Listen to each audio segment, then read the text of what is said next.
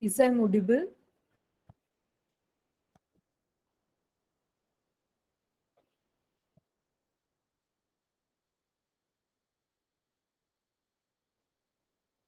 Very good morning, dear participants.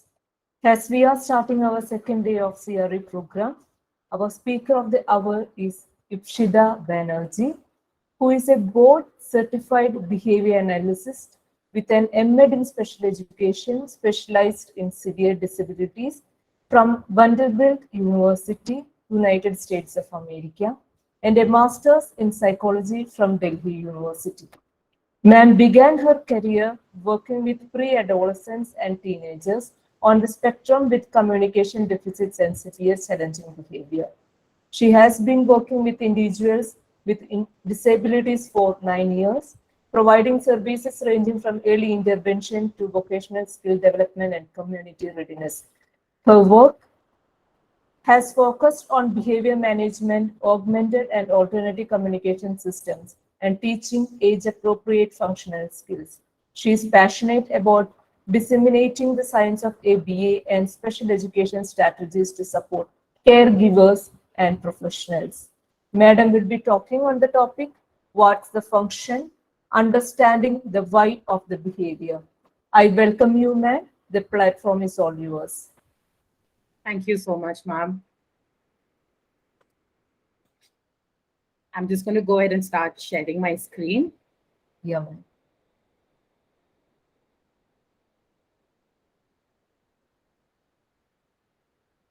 Okay, great. Can everyone see the slideshow mode? Yeah. Okay, great. Yes, we can. Thank you so much. Hi, everyone. It's great to meet all of you virtually, and we're going to start off with our day 2 of presentations. Thank you for the introduction. Before we start off with my presentation, I just wanted to say that it's an absolute privilege, and I'm really happy to be here and get to see so many other people in the field, and also learn from each other. So I would love to hear your thoughts. Kuch bhi agar aapko question ho ya anything that is open for discussion, that is what is going to make this presentation just more interesting, because I think everyone has some sort of contribution to make. So at any point, agar aapko presentation mein koi cheez samajh mein nahi aayi, or if you just want to share something, please free to either raise your hand or put it in the chat box. I have my colleagues also over here who will be monitoring that. तो अगर कुछ आप concept दोबारा समझाना हो या अगर आपका कोई कंट्रीब्यूशन हो, please just feel free to let me know, and I can either pause the presentation या बाद में I've left about 15-20 minutes for questions. I can come back to that. Okay, saying that, I'm going to start off with the presentation, जिसका नाम है What's the Function? So simply put, this presentation is trying to understand the why of behavior. So to give you a recap, जो हमारे पिछले episodes में हमने अब तक देखा है, we have spoken about what is behavior, we've spoken about what is not behavior, and we've discussed a lot about what is reinforcement. So these are 3 things that are going to be very integral, जो आज की presentation में important होगा. So I just want to orient everyone to remember some of the concepts जो कल discuss किए गए थे. So just a recap of what is reinforcement. So reinforcement is anything that increases the likelihood of behavior occurring in the future. So कोई भी stimulus जो environment हो जिससे हमारा जो behavior है वो दोबारा हो and कोई consistently वो increase होता रहे, उसको हम कहते हैं reinforcement. और ये चीज आज के presentation में बहुत important होगी. We will be talking about what reinforces behavior in order to understand the purpose of behavior. Okay, so आज के episode में we're going to talk about the function of behavior. Again, I want to just go over some of the terms just to make sure that everyone is on the same page. So we're going to talk about behavior, environment, reinforcer or reinforcement. I'm going to introduce the concept of function. Problem behavior is something I'm sure all of you are familiar with. We'll be focusing a little bit more on problem behavior or challenging behavior in today's presentation, because I'm going to be trying to explain why is it important for us to find the function of problem behavior before we move on to intervention. And then 2 other terms जो हम लोगों ने already पहले discuss किया है, जो है antecedent and consequence. Okay, so let's first talk about behavior, environment and reinforcement. Okay, जो हमारी basic principles है. behavior is influenced by the environment, and behavior changes environment. तो ये जो constant interaction है, we use this to identify ways to either increase an appropriate behavior or decrease an inappropriate behavior. This is our basic foundation of behavior. This is one of our basic principles of ABA that we use. Now let's move on to function.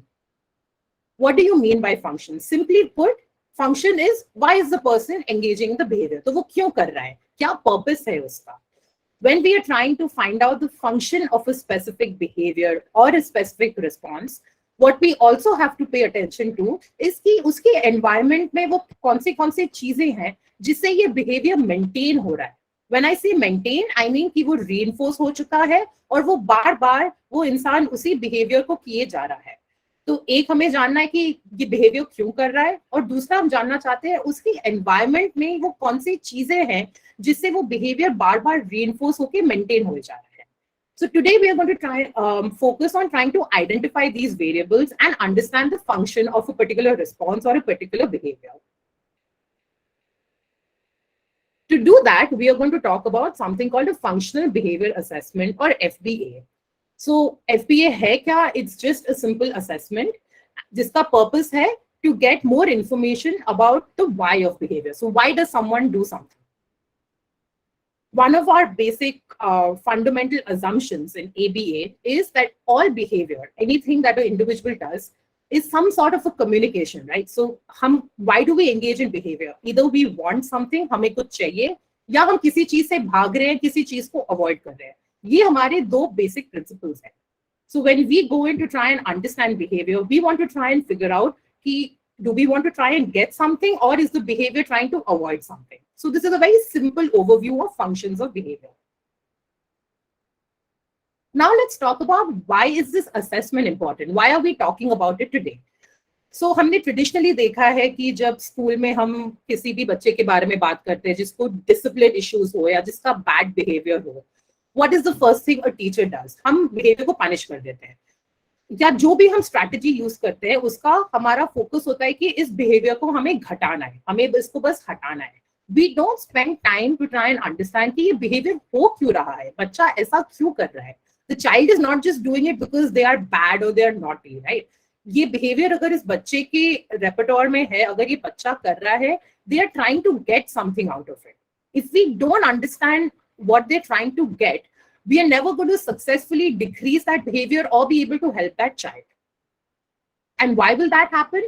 Because if we don't understand what is it that the child wants through that behavior, you might accidentally lead to some other sort of behavior. So you might end up reinforcing hitting instead while you're trying to decrease crime.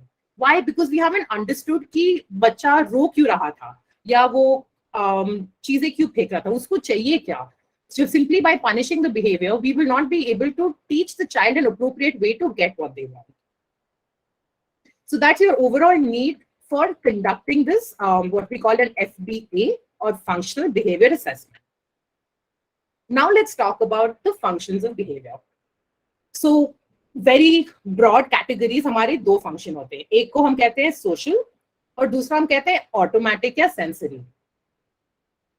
What is social function? Anything जिसमें कोई दूसरा इंसान involved हो. So any sort of behavior जिससे आप किसी का attention लेने की कोशिश कर रहे हैं या आपको कोई चीज चाहिए जो किसी और इंसान के पास है. तो अगर आप देखो टीचर के पास iPad है और बच्चे को वो iPad चाहिए, the teacher has to give the iPad to the student, right? So any sort of social involvement in the reinforcement, that would be a social function of behavior. And I'll talk more about examples. पहले I just want to talk about broad categories. दूसरा जो हमारा broad category है उसको हम कहते हैं automatic, जिसका एक और हम नाम यूज कर सकते हैं which is sensory. इसका any function of behavior which is automatic or sensory, इसमें the behavior by itself is reinforcing. And when I talk about examples, it will become a little bit more clear. But the difference is कि जो हमारा social function होता है उसमें the behavior is a way to get something or avoid something, whereas in automatic or sensory, the behavior by itself becomes reinforcing. So let's take some examples to understand these two primary functions.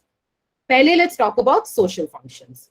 So social functions में, again, yesterday you would have learned a little bit about positive reinforcement and negative reinforcement.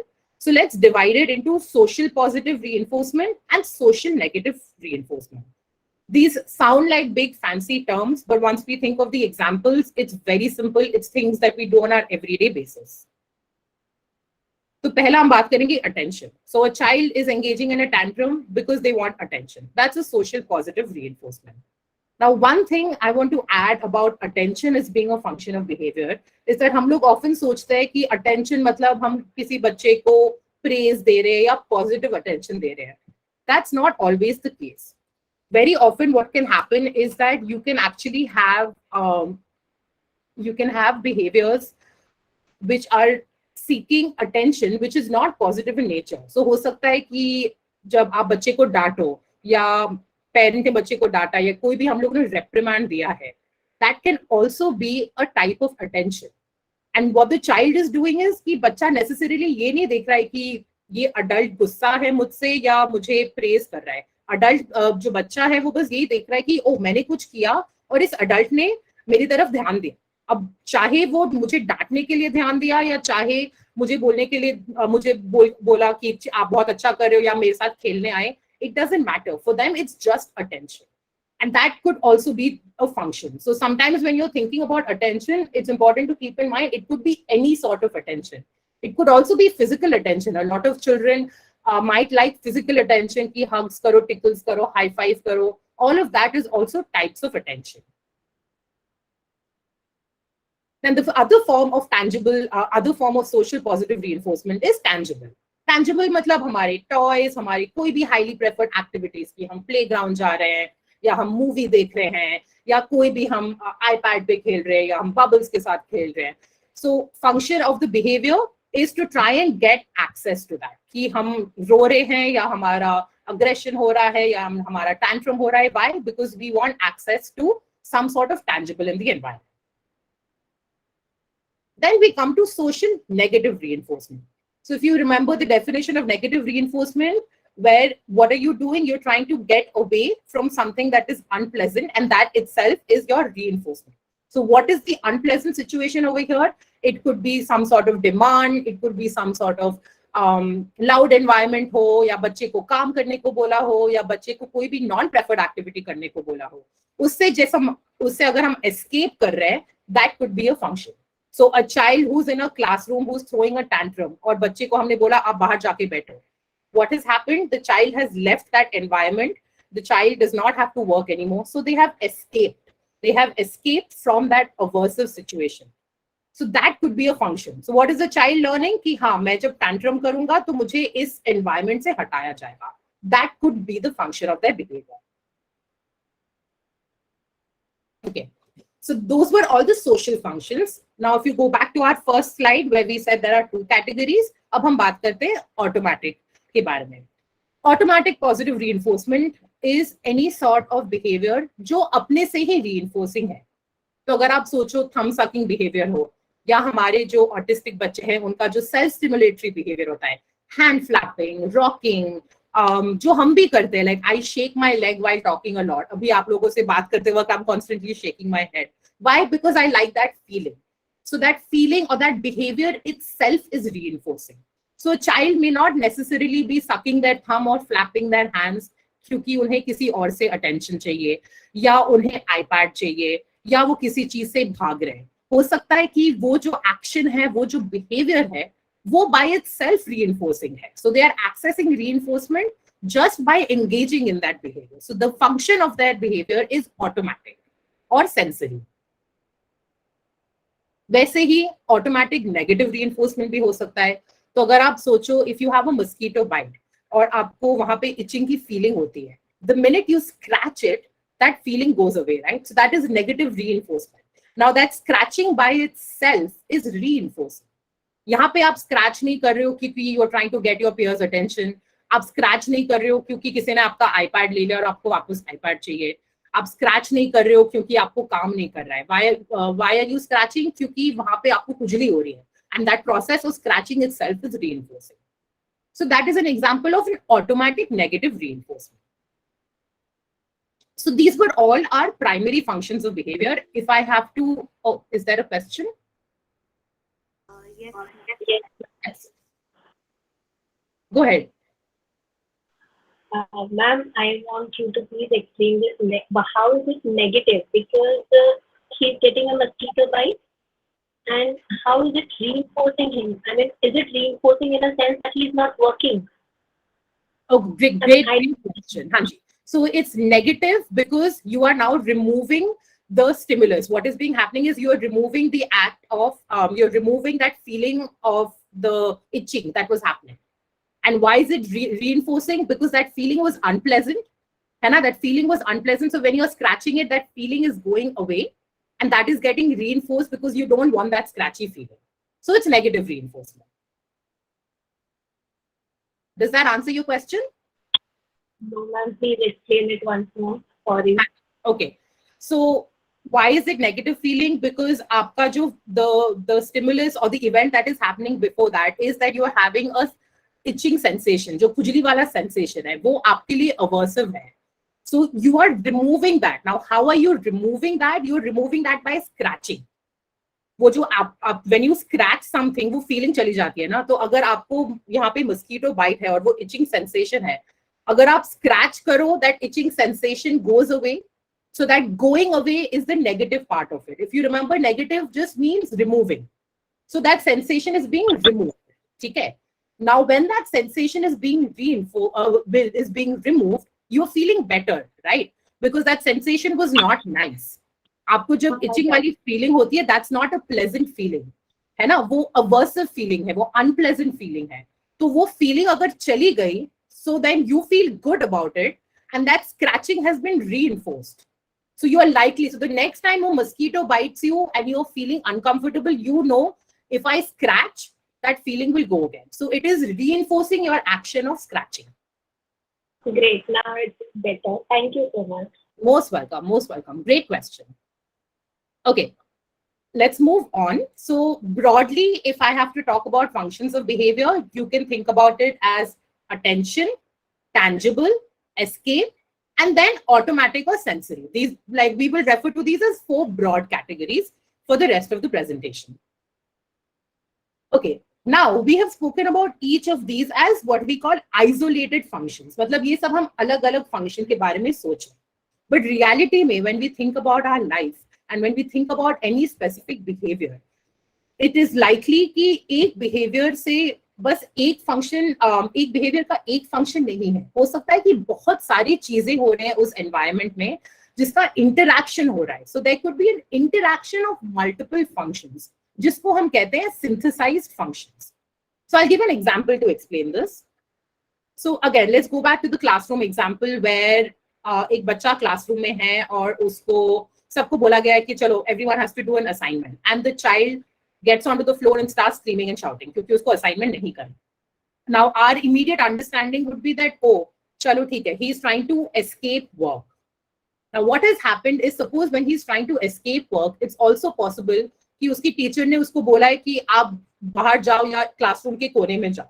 अब classroom के कोने में हो सकता है उसके books या टॉयज पड़े हैं. So now it's possible that not only is he trying to escape work, but he's escaping work to go to his tangibles. So it's a break. He doesn't want to work, but he also wants to go and play with his toys. So यहाँ पे 2 function आ गए. Then it's also possible that when he's engaging in the behavior, he's enjoying the fact कि जो teacher है या जो adult है उसने उसको डांटा है. तो अब क्या हुआ है, उसको attention भी मिला है, उसको tangible भी मिला है, उसको escape भी मिला है. So it's possible that for this particular child, for this specific behavior, there are 3 functions. There is attention, tangible, and escape. So when you have a situation like this, we call it synthesized function. और आप देखोगे हम लोग जितने भी अपने clinical examples में या classroom examples में सोचे, very often you'll have at least 2 functions. You know, there are some cases where it might be very clearly just one function. But जैसे हमारा environment होता है, जैसे attention तो बच्चे को मिलता ही है, कुछ भी हो जाए. So very often you will find कि 1 या 2 functions तो साथ में जरूर exist करते हैं किसी भी बच्चे के behavior में. So it's important कि जब हम ना अपना ये assessment करें, हम थोड़ा ध्यान दें that Is it just one function, or is it an interaction of multiple functions in this child's environment? Okay, before we move on, any questions so far just about functions of behavior?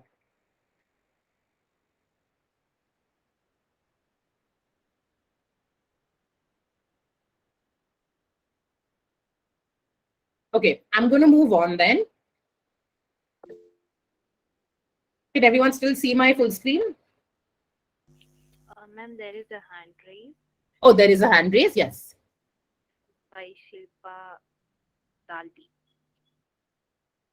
Yes, Shilpa.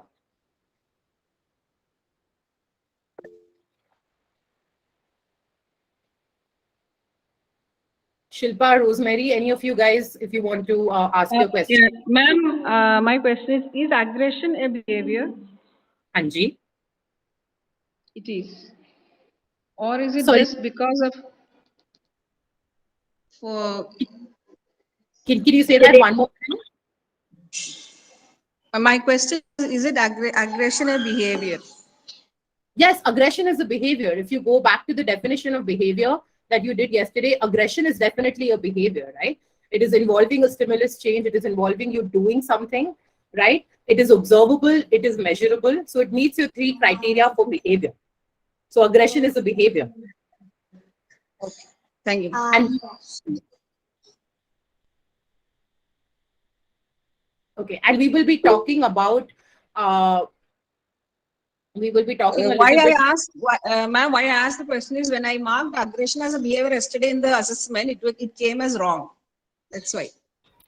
Oh, I'm same here.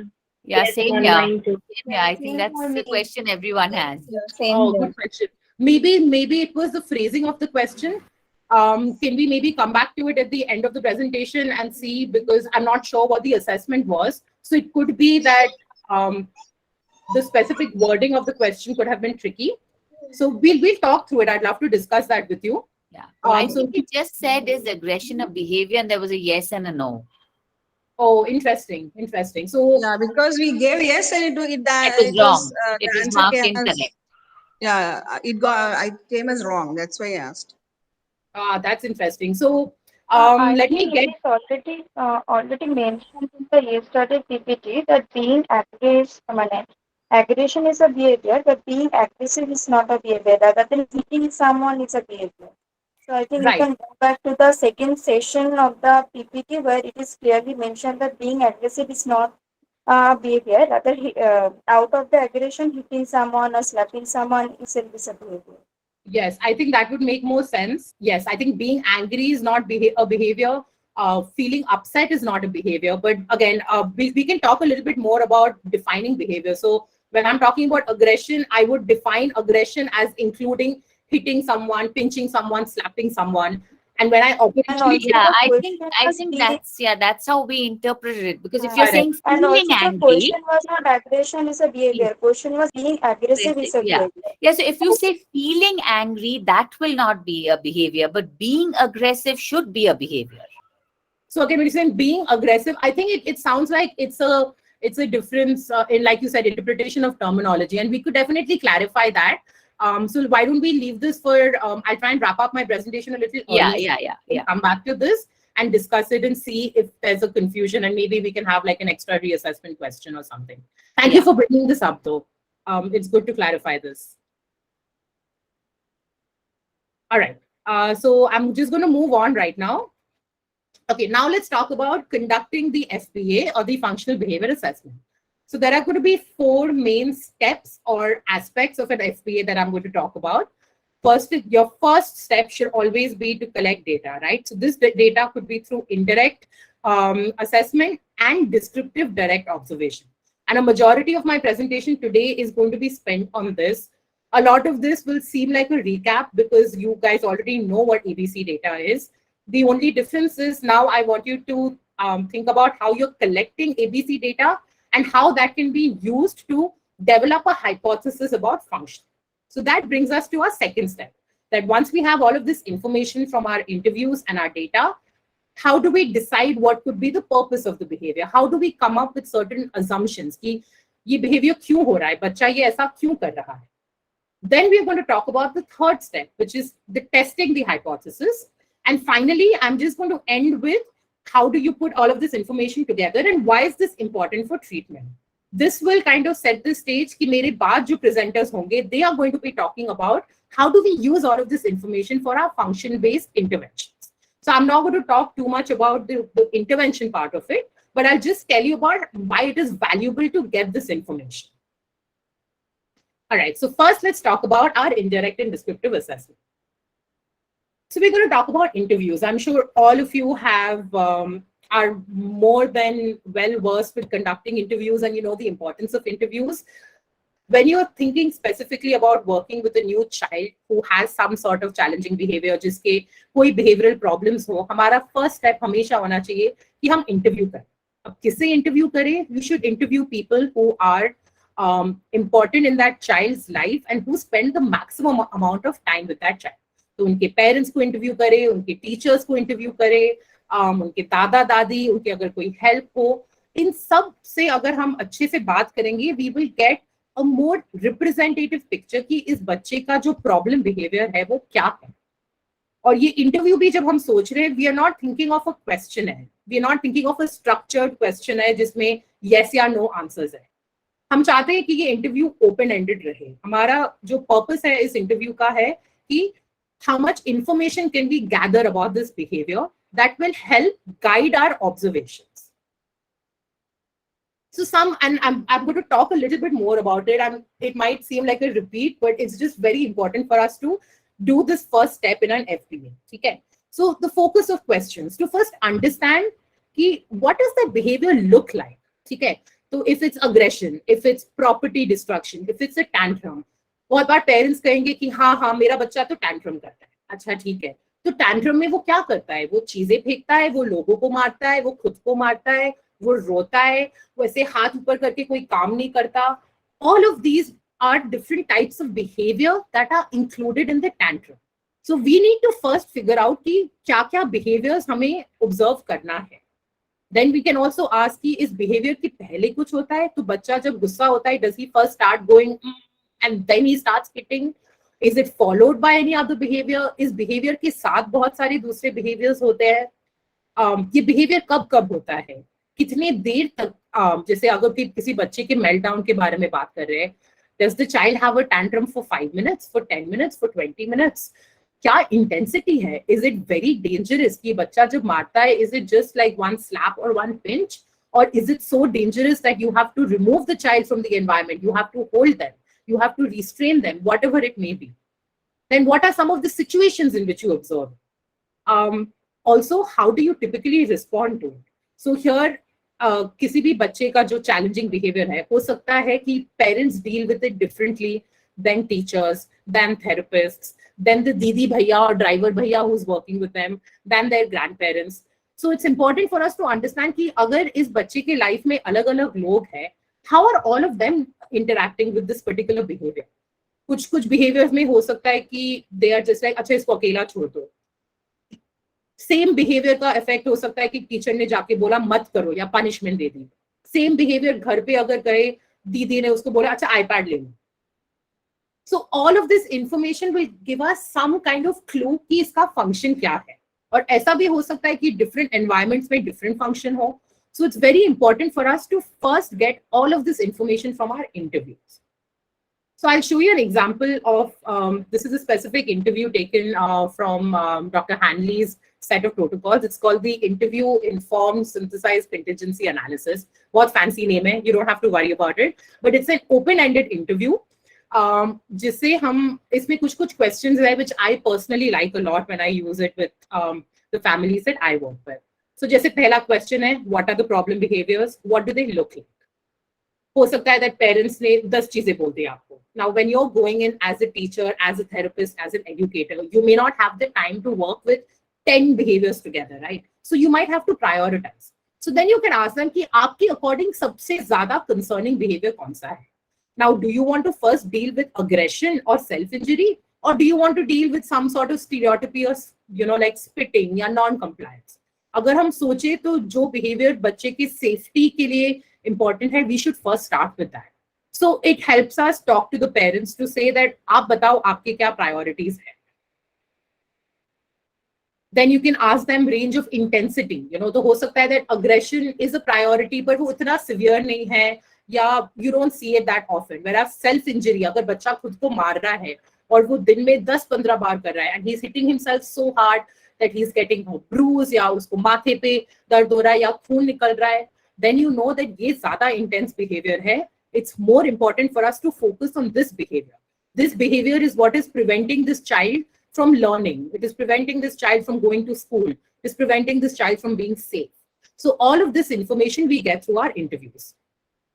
Then ये जो last वाला question है इसमें, under what conditions or situations are the problem behavior most likely to occur? इसमें हम क्या कर रहे हैं? We are trying to understand the environments which could be triggering, which could potentially be the antecedents of the behavior. तो अगर कोई parent कहते हैं या कोई teacher कहता है कि my child hits other students, okay, or hits other children around them. अच्छा ठीक है, तो ये कहाँ पे होता है? Does this happen when the child is playing, बाहर playground पे, or does it happen when they're playing at school, or does it happen when they're asked to share their toys at home? कौन से situation में हो रहा है? All of this will give us some idea कि why is this child hitting peers? If they're hitting their friends school में, but घर पे नहीं कर रहे हैं. So that's an interesting thing for us to figure out कि school में ऐसा क्या हो रहा है कि इस बच्चे को दूसरे बच्चों को मारना है और वो घर पे नहीं कर रहा है अगर दूसरे बच्चे हो. Again, similar question, what is a trigger?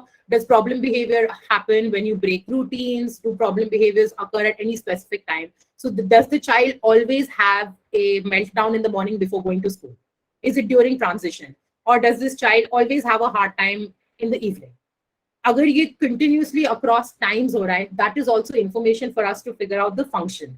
ये अगर इसी time पे हो रहा है, then the answer to why is this child doing this lies in something that is happening around that time. So it's like playing detective. Essentially, अगर आप सोचो कि हमें detective खेलना है कि ये बच्चा ऐसा क्यों कर रहा है. Okay, now let's come to, you have got all of your information about from the parents and from like all of these interviews about the description of the behavior, about when it happens. Now we are going to go ahead and do our direct observation, and we are going to collect ABC data. I know in yesterday's presentation, everyone has been introduced to the concept of antecedent behavior consequence. So I'll go over it very briefly, but this is roughly what a simple data sheet would look like. आपने 3 column बना दिया, आपने A, B और C लिख लिया. Let's first talk about antecedent. What are some examples of an antecedent of the behavior that we're observing? So हो सकता है कि बच्चे का टॉय हमने ले लिया है, या बच्चे को बोला गया है कि आप काम करो, or the child is ignored. हो सकता है that the child was playing with you and आप उठ के चले गए वहां से, और उसके बाद बच्चे का tantrum हुआ, or the child started hitting someone. हो सकता है कि environment बहुत loud था. हो सकता है that the child was playing very happily and then suddenly another child started having a tantrum and everyone started crying, and then you observe कि आपका जो the child that you're working with, he suddenly starts escalating और उसका कोई problem behavior है. So antecedent over there could be that the environment suddenly became very loud, बहुत chaotic हो गया. Or it could be something as simple as the child doesn't like to maybe clean up the dishes, और आपने बोला अच्छा जाके अपना cup वहाँ पे रख के. It could be something as that, कि जो non-preferred चीज है, the child was asked to do that. So all of these are examples of what happened before the behavior that you're observing. Now let's talk about what is the behavior that you're observing. So it could be hitting, screaming, crying, throwing toys, spitting, any sort of thing. Non-compliance, जो भी हम कहते हैं. So any sort of observable behavior is what we should be focused on. So it is important that when you get into collecting this data, before you go ahead for your observation, it's very important कि हमें एक idea हो कि हम क्या behavior देख रहे हैं और उसको हम define कैसे कर रहे हैं. Why this is important is अगर मानो आप 2 या 3 लोग हो जो अलग-अलग time पे observations कर रहे हैं, it should be very clear कि what I am defining as aggression is also what you are defining as aggression, and there is no confusion in it. तो एक जैसे बहुत common example होता है कि we usually think of aggression as some sort of like forceful physical contact with another person, hitting, scratching, biting, pushing, shoving. ये सब हम aggression सोचते हैं, ठीक है. अगर बच्चे ने टॉय उठा के किसी इंसान की तरफ फेंका है, अब वो अग्रेशन है या वो प्रॉपर्टी डिस्ट्रक्शन है? Would you score that or would you measure that as property destruction or aggression? It could be that I think कि अच्छा इस बच्चे ने इस टॉय को इस इंसान की तरफ फेंका, so it is aggression because it was forceful contact with the person. It could be that my colleague who's observing it is not observing कि उसने किसी इंसान की तरफ फेंका and is just interpreting that as उसने टॉय उठा के फेंका है, तो ये प्रॉपर्टी डिस्ट्रक्शन है, ये दूसरा behaviour. So this could create confusion when you're collecting data as to what the function is. हो सकता है कि सब चीज का function भी same है, but if we don't know that before we collect data, so it's very important that before you go, आपके पास एक basic idea होना चाहिए कि आप क्या behaviors observe कर रहे हैं और उस behavior में हम क्या-क्या चीज include करेंगे. ऐसा भी हो सकता है that you go in and some new behavior comes. So हो सकता है कि parent ने आपको कभी बोला नहीं है कि ये जो बच्चा है he starts pulling out his hair or he starts scratching himself and bleeding. हो सकता है the parent has never noticed that. But आप जब अपना observation session कर रहे हैं बच्चे के साथ, or when you're working, you suddenly observe a lot of like self hair pulling or scratching. That's a new behavior that is inappropriate. You can go ahead and take data for that as well. So it's two ways. Have a certain idea of behavior. Sorry, is there a question?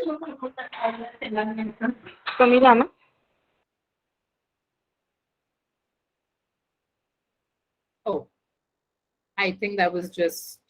Is there a question or can I go on?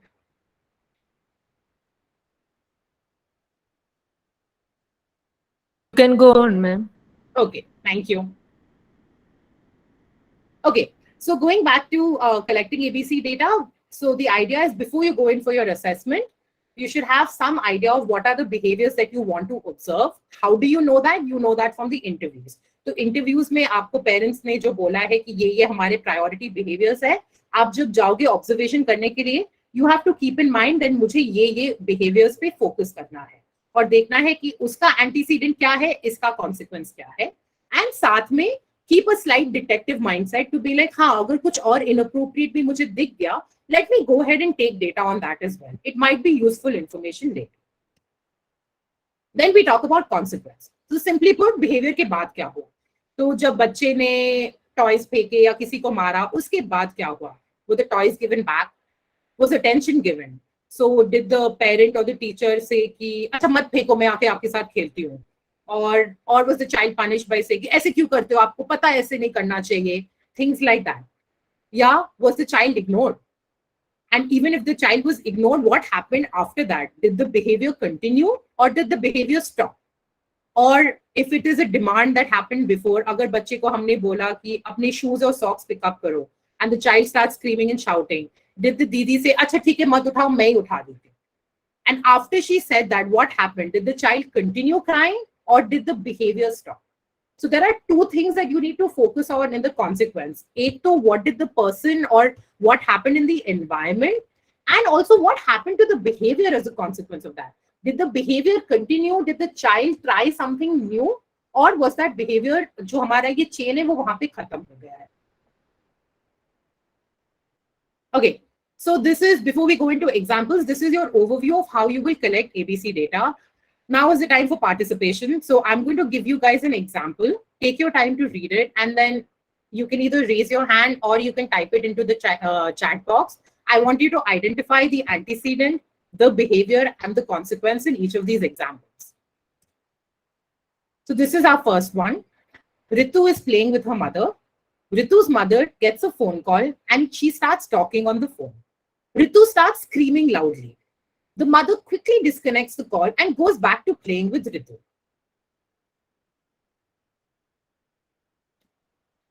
So antecedent क्या है इसमें?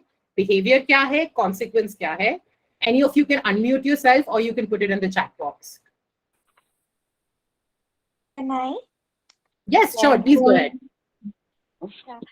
So the antecedent is Ritu's mother starts talking on the phone. The behavior is Ritu starts screaming loudly, and the consequence is Ritu's mother quickly disconnects the call and goes back to play. Superb. 10 on 10. Perfect answer. Yeah. So Ritu was playing, mother gets a phone call, and starts talking, your antecedent behavior is the screaming, and the consequences, mother forgets about the phone call and goes back to playing. Remember this example because we'll come back to it when we are thinking about function. We'll do a couple of more of these. Let's go on to the next one. Shaz is playing on his iPad. His brother comes in and asks to share the iPad. Shaz stomps his foot, spits at his brother. His brother stops asking for the iPad and goes away. Another volunteer for this? Here, the brother asked for the iPad. That's an antecedent, and the behavior is he stomps his foot and spits on his brother, Great. and the consequence, the brother asks stopping for the iPad and goes away. Perfect. And he Perfect gets answer. to keep the iPad. Correct. Absolutely. Yeah.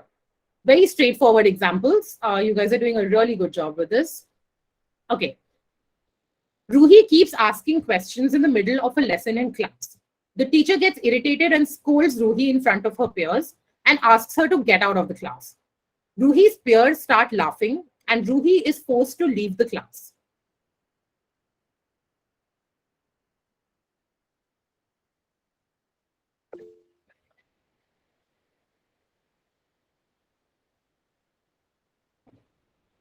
Bhanu, would you like to answer? I see that you've raised your hand.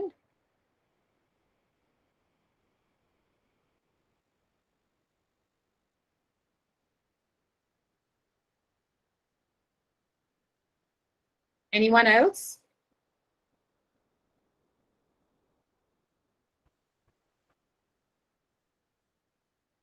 I'm really bad with wait time, guys. So someone please just unmute yourself and answer.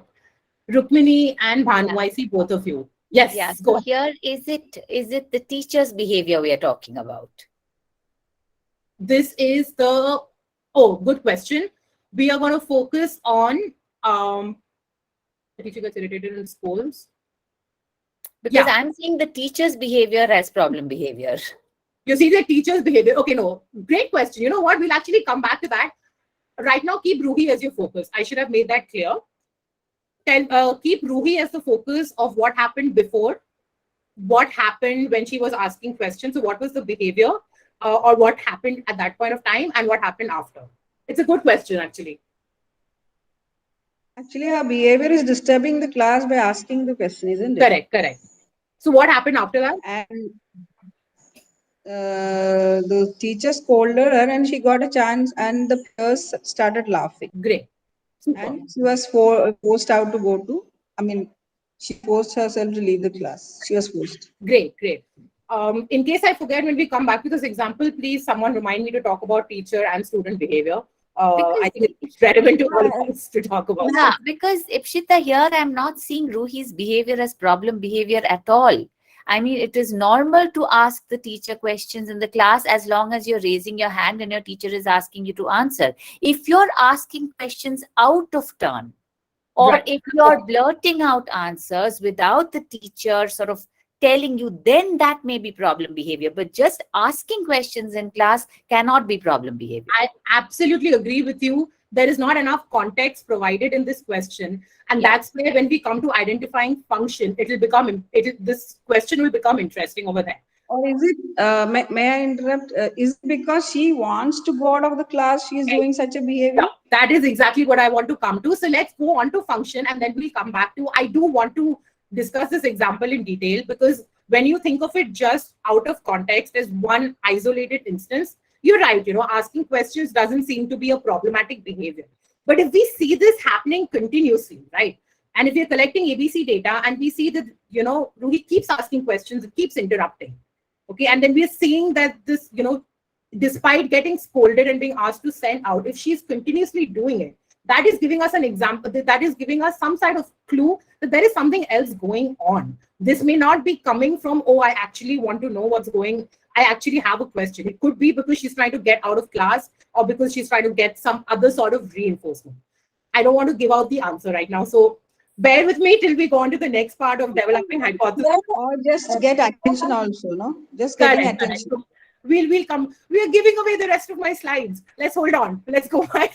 The answer to this will come later in the presentation. So we'll come back to this great conversation then. Okay. Okay, so these were the 3 examples. We'll come back to this, like I said. Now let's go on to step 2, which is the detective part of it, which is trying to figure out what is the purpose of the behavior. So you have all of this information. Now we generate a hypothesis. Now let's discuss each of the examples. So this is my ABC data sheet. So what happened before? Ritu was playing with her mother. Her mother started talking on the phone. What was the behavior? Ritu started screaming. What happened afterwards? Mother disconnected the phone call and goes back to playing with Ritu. Now, suppose we see this a couple of times, a similar series of events happening. What do you think could be the function of Ritu's screaming behavior? Attention. Super. Attention. Sometimes we also call it diverted attention, because sometimes we also see in kids what happens is, suppose the mother was just not talking to Ritu, maybe Ritu may not have started screaming, but if the mother was talking to someone else, sometimes that annoys, and that itself could be a trigger for a child. Ki, Acha, mujhse nahi baat karo, kisi aur se baat karo.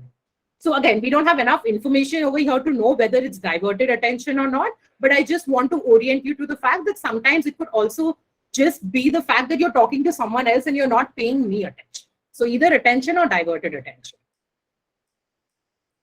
Great. Let's talk about example 2. So Shaz is playing on his iPad. Brother asks for the iPad. Shaz starts stomping and spitting. The iPad is returned. What could be a possible function of this behavior?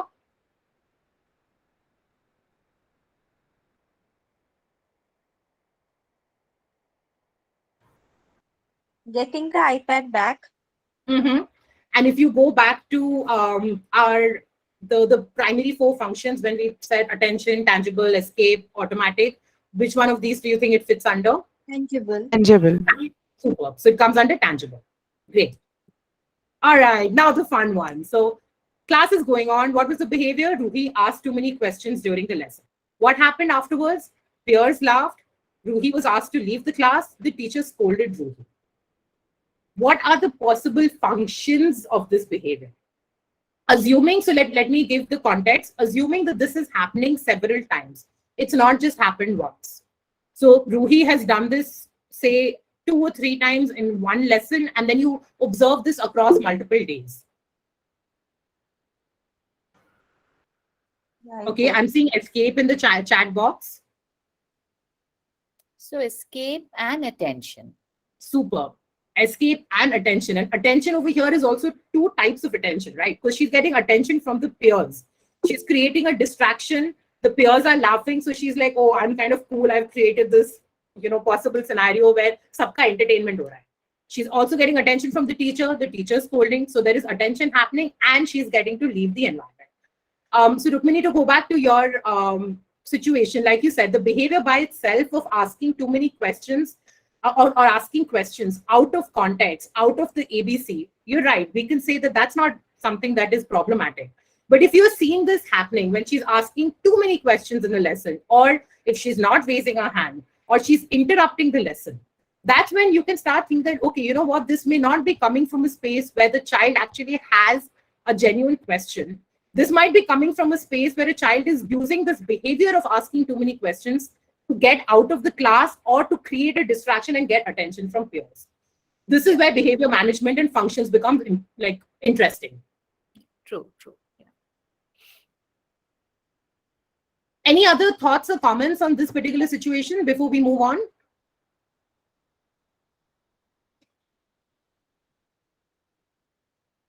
No.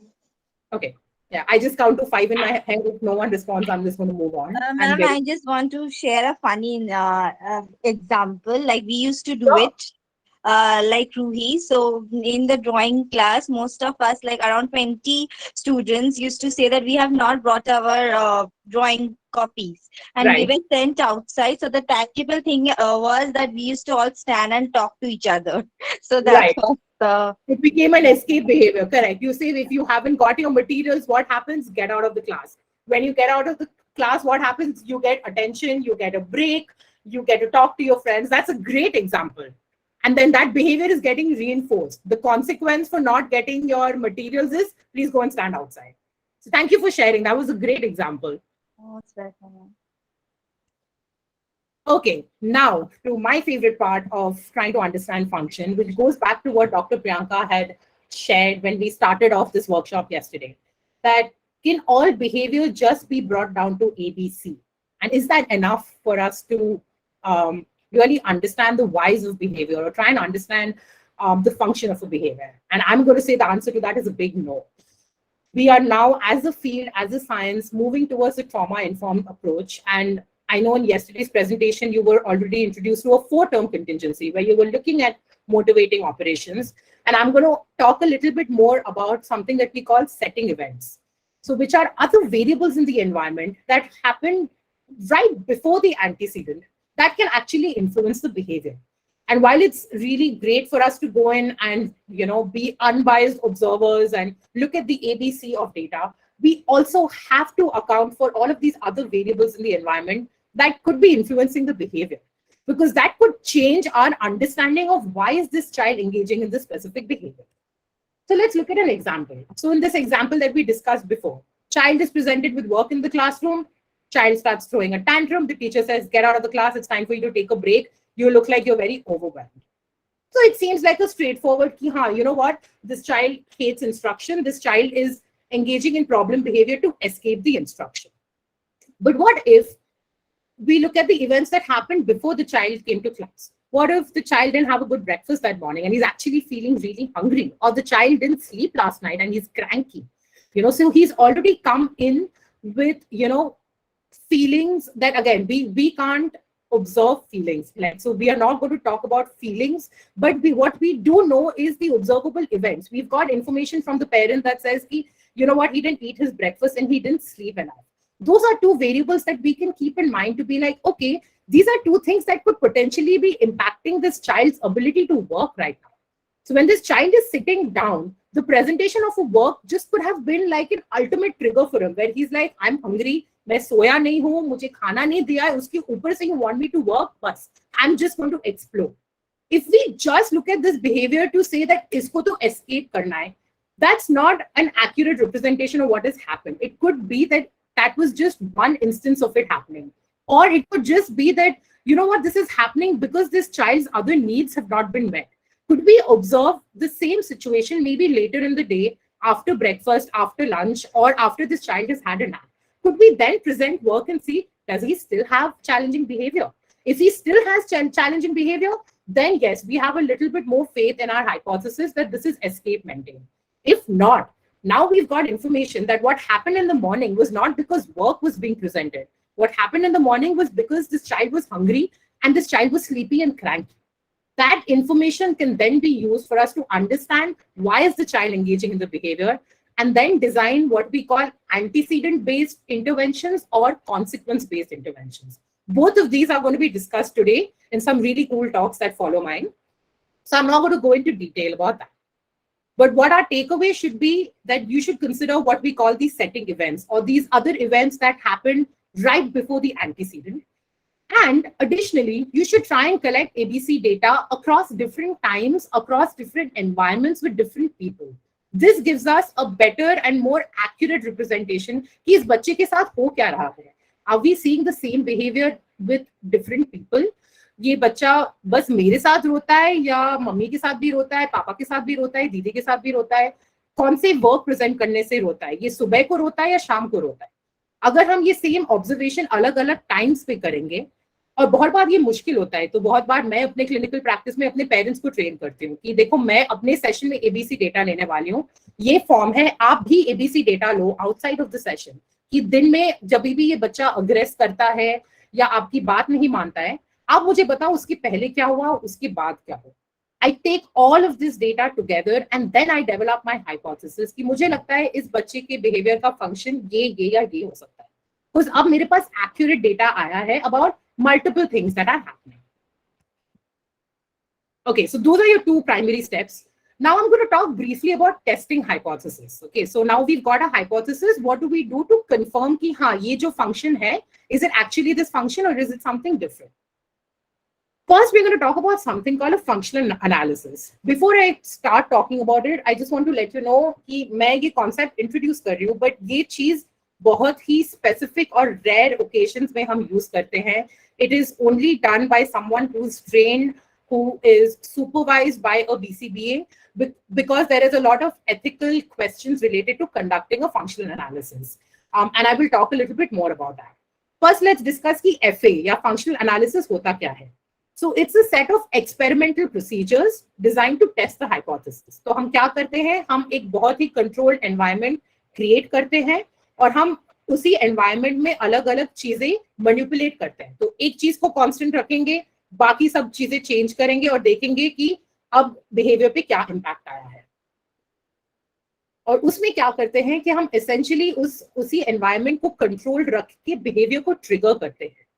Trigger करके हम फिर देखते हैं कि अगर हमें लगता है कि इसका कॉन्सिक्वेंस या इसका रीइंफोर्समेंट या फंक्शन अटेंशन है, तो पहले हम बिहेवियर को ट्रिगर करेंगे, फिर हम अटेंशन देंगे और फिर हम देखेंगे कि बिहेवियर बंद होता है या दोबारा उस टाइम पे बिहेवियर बंद होता है या नहीं.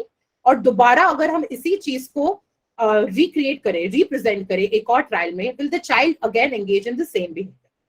This same process is repeated across a fixed duration of time across a set number of trials to collect data to understand कि हाँ हमारा hypothesis.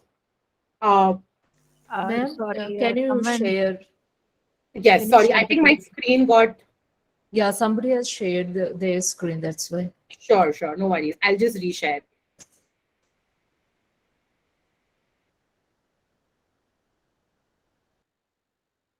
Can you all see my screen now? Yes, ma'am. Yes, Okay. yes, ma'am. Okay, so going back to FA, I'm going to use an example to explain it because I think that might make more sense. So typically in a functional analysis, we first have what's called a control condition. So in your control condition, you first decide that you're testing this particular, you're testing a specific function for this behavior. So I'm going to start with the assumption that the function of this child's problem behavior is tangible, which is the iPad. So in my control condition, I'm going to give the iPad and I'm going to see, does problem behavior happen or not? My assumption is that problem behavior shouldn't happen. क्यों? क्योंकि इस बच्चे के पास iPad है, ये खुश है, इसको जो चाहिए था उसके पास है. In the test condition, now I'm going to remove the iPad. When I remove the iPad, I'm going to wait for the child to engage in the target problem behavior. So before I start a FA, मुझे पता है कि मेरा target problem behavior है tantrum. Tantrum defined as sitting on the floor, crying, screaming and shouting. अगर बच्चे ने ये behavior दिखाया मुझे सेशन में, जैसे ही मैंने iPad हटा दिया, I will reinforce it by returning the iPad. I'll be like, oh, अच्छा, here you can have your iPad. This is my test condition. Now this process will be repeated across a fixed duration of times or across trials. From that data, I will collect data, I will graph it. What I want to see is कि control session में जब इस बच्चे के पास अपना reinforcer है, ये बच्चा problem behavior में engage करता है या नहीं, और जब इसकी मैं चीजें हटा दूं, तो ये बच्चा problem behavior में engage करता है या नहीं. So what we want to see is कि control session में कोई problem behavior नहीं है, test condition में problem behavior. This is like your simplistic view of what an FA is. And then there could be variations. You could try it with like one specific function. You could combine a number of functions and see. All of that is like getting into too many procedural details. I don't want to confuse you guys with that. But I have to talk about why FAs are something that we don't conduct typically. Okay. What we are actually doing is कि हम लोग environment को set up करके हम problem behavior trigger कर रहे हैं. This is different from our ABC observations. ABC observations में क्या है, बच्चे का जो general life जैसा चल रहा है, उसके environment में जो चीजें हैं, हम बस उसको observe कर रहे हैं. हम किसी चीज को manipulate नहीं कर रहे हैं, हम किसी चीज को change नहीं कर रहे हैं, हम बच्चे को trigger करने की कोशिश नहीं कर रहे हैं. हम बस देख रहे हैं कि इस बच्चे के environment में actually होता क्या है. FA में क्या हो रहा है कि हम actually बच्चे को trigger कर रहे हैं. अब इसका है, there is a reason why we do this. And we use it specifically for those behaviors. For instance, अगर हो सकता है कि किसी बच्चे का बहुत ही dangerous behavior है और हमने बहुत सारी different चीजें try किए हैं और वो behavior कम नहीं हो रहा है, या अगर कोई ऐसा behavior है जिसमें I'm trying to think of other examples. हाँ, कुछ और behavior है इसमें बहुत सारी interventions, बहुत सारे लोगों ने try किया और and we just can't understand कि बच्चा ये behavior क्यों कर रहा है. We might then be pushed to a situation where we've tried different alternatives and we think that, you know what, हमारा शायद से assumption ही गलत है कि इस बच्चे का function कुछ और है. So let's go ahead and conduct an FA. Even before you do that, you have to get consent from parents. You have to make sure that you have safety precautions in place. अगर बच्चे का behavior dangerous है, you have to have reasons for terminating. We never want to be in a situation when the child keeps hitting themselves continuously and we have no way to prevent that from happening or from keeping the child safe.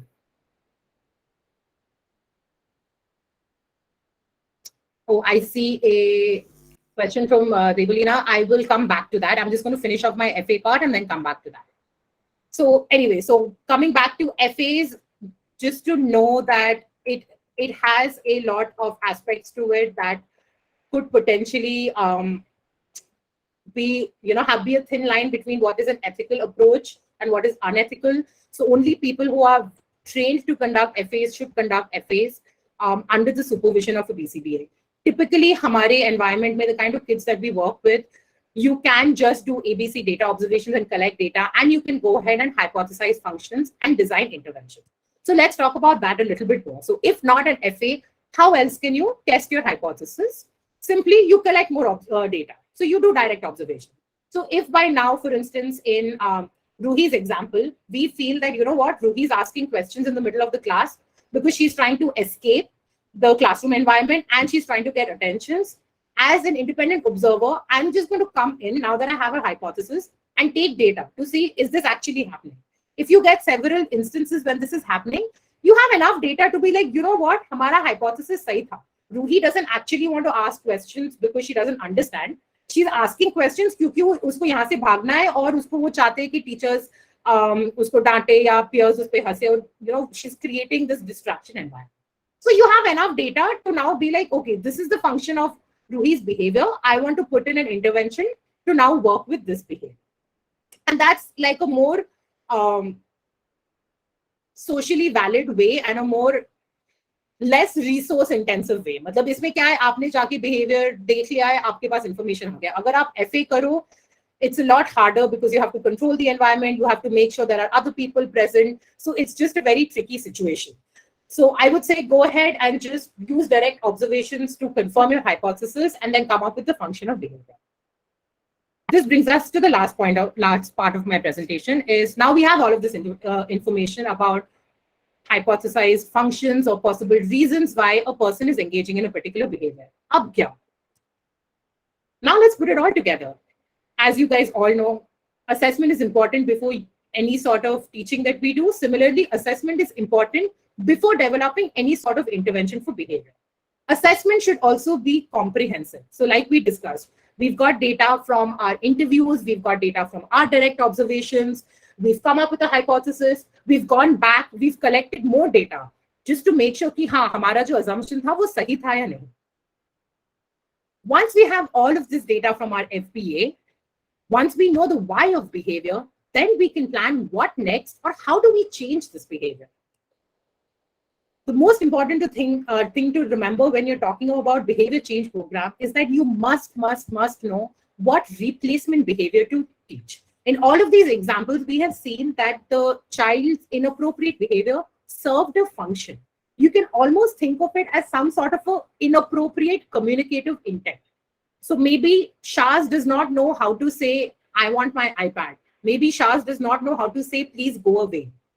Instead, what does he do? He spits and he bites. What has he learned? When I spit and I bite or I throw my things, someone goes away. That has become Shaz's way of communicating with the environment. It is an inappropriate way. If we want that behavior to decrease, we still need to teach Shaz an appropriate way to get what he wants. We can't just focus on decreasing the behavior. So behavior management includes reducing problem behavior and increasing appropriate behavior. Always the focus should be we have to teach. Behavior management does not only mean behavior reduction.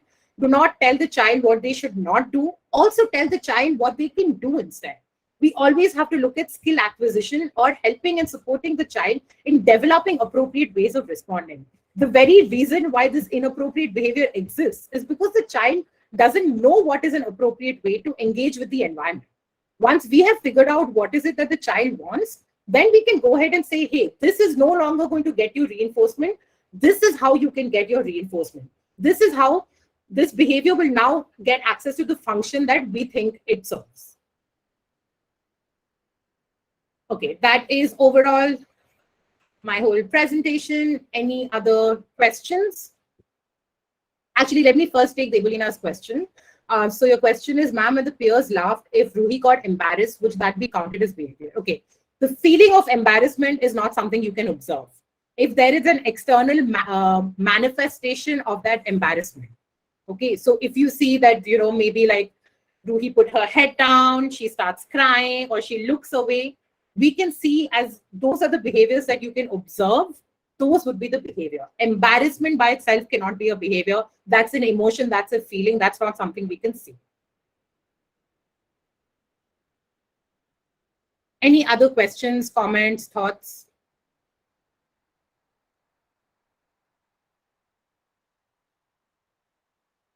Ma'am, I have a question.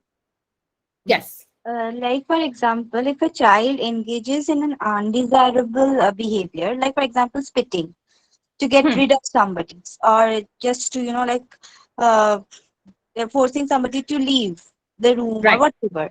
And if we are teaching the child that instead of spitting, you can just say, go, please don't come, or please go away. And if it is not working out, like, for Right. example, the person is not leaving. The only thing, which is giving the consequence that the child wants is spitting. Like, when the child spits, then only the person leaves. Otherwise, whatever the child does, the person doesn't leave. So Right. in this case, how will you teach a desirable behavior to the child? That's a great, great question. So then that comes out to, are we really reinforcing the appropriate behavior? How can we teach the behavior without reinforcing it? If we are telling the child, say, go away, okay, when the child says go away, it has to be followed with us going away, right? If we are not giving the child the reinforcement, the behavior is not going to be learned. So you have to first teach it in an environment where you can actually give the child what they want. So if you're teaching them that, okay, when you spit, I'm not going to go away, but if you say go away, then I'm going to go away, it has to first be taught in an environment where you know that that behavior can be reinforced. Otherwise, the child is not going to say go away. So you first teach it maybe in your independent sessions where you just get the child to say go away. The minute he says go away, you walk away. Then you come back and you keep doing this till you build on that skill so that the child now knows that when I say the word go away, someone will go away. That's the first step to it. And we're going to have Priyanka later talking about FCT. We're going to have a couple of consequence-based interventions later, which Razia ma'am is going to be talking about, where they'll talk about if this doesn't work, what are some other strategies where you could combine it. But tying it back to my presentation, so there are a couple of things here. If you know that the function is escape, then definitely I would say we have to go back and revisit our strategy for teaching and figure out that, okay, we are not reinforcing the appropriate behavior, which is why this child is not really going ahead and saying go away. But the other alternative could be that maybe we made an error. Maybe spitting was not a behavior for escape. Maybe spitting was served a different function. If you've tried a bunch of different strategies and you see ki the child is still spitting, you know, the child is saying go away also, but they're still spitting, then maybe spitting has a different function. Maybe there is a sensory element to it. You know, maybe the child is spitting and playing with it, you know, and they like that playing input as well. So you have to think about both. You have to look at all of your intervention strategies first, make sure that you're using reinforcement to teach the correct alternative behavior. But after you've tried out all of that, if the challenging behavior is not decreasing, go back and figure out that maybe we had the wrong hypothesis. Maybe there could be a different function of the spitting behavior. Okay, ma'am. Thank you so much. Very well explained. Most well. Any other questions or anything to share? I'd love to just hear like people's experiences with challenging behavior and functions. Hello? Hello?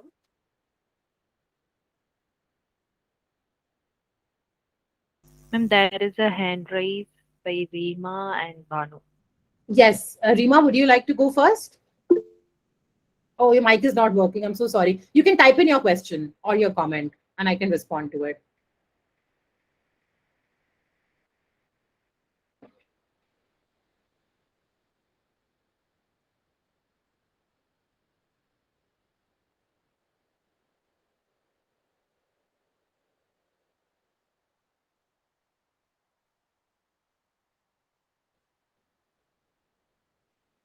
Oh, good question. Did you understand about touching genitals or inappropriate sexual behavior as a problem behavior? Yeah, that's a great question for us to figure out, because there are always a couple of different functions, So for definitely we have to think about inappropriate sexual behavior, or what we call inappropriate. There is the automatic part of it, right? Like masturbation by itself is what is reinforcing, right? But for some kids, for some individuals, for some adults, that could also be an attention related behavior. Why? Because that is something that we are so reactive about, right? The minute someone puts their hands in their pants or touches their genitals, immediately you're like, mat karo, mat karo. So that could also be an attention seeking behavior. So you might have to collect data to actually see that, for instance, one way to understand does this have a attention component to it, or is it an automatic sensory function where, of course, it's meeting a biological need. Everyone has sexual needs, and this is something that the child needs to do. One way to observe that would be to observe the child when they're on their own, without any other person, and see, does the child engage in like touching of genitals or any other sexual behavior, what we call inappropriate, but any other sexual behavior in the absence of anyone. If they're doing it in the absence of anyone, then we can assume that, oh, you know what, this is a sensory need. This is an automatic function that is there. Attention could be a component to it, which is why when you're developing an intervention for that, you have to be very careful. You might want to teach the child to be like, hey, you can have access to this, but you need to ask to go to a private place and engage, in this particular behavior. I can understand that being a struggle. I think it's something that all of us working in the field definitely need to have more conversations about as our young kids get into adolescence, and we see a lot of inappropriate sexual behavior or just masturbation, and we don't know how to deal with that. So I would say definitely start off first with observation to see whether the child is doing it for attention or not. And that might be an easier way to then redirect them into asking or requesting to engage in the behavior in a particular place. I hope that answers your question, Rima. I saw a couple of other raised hands. You're most welcome.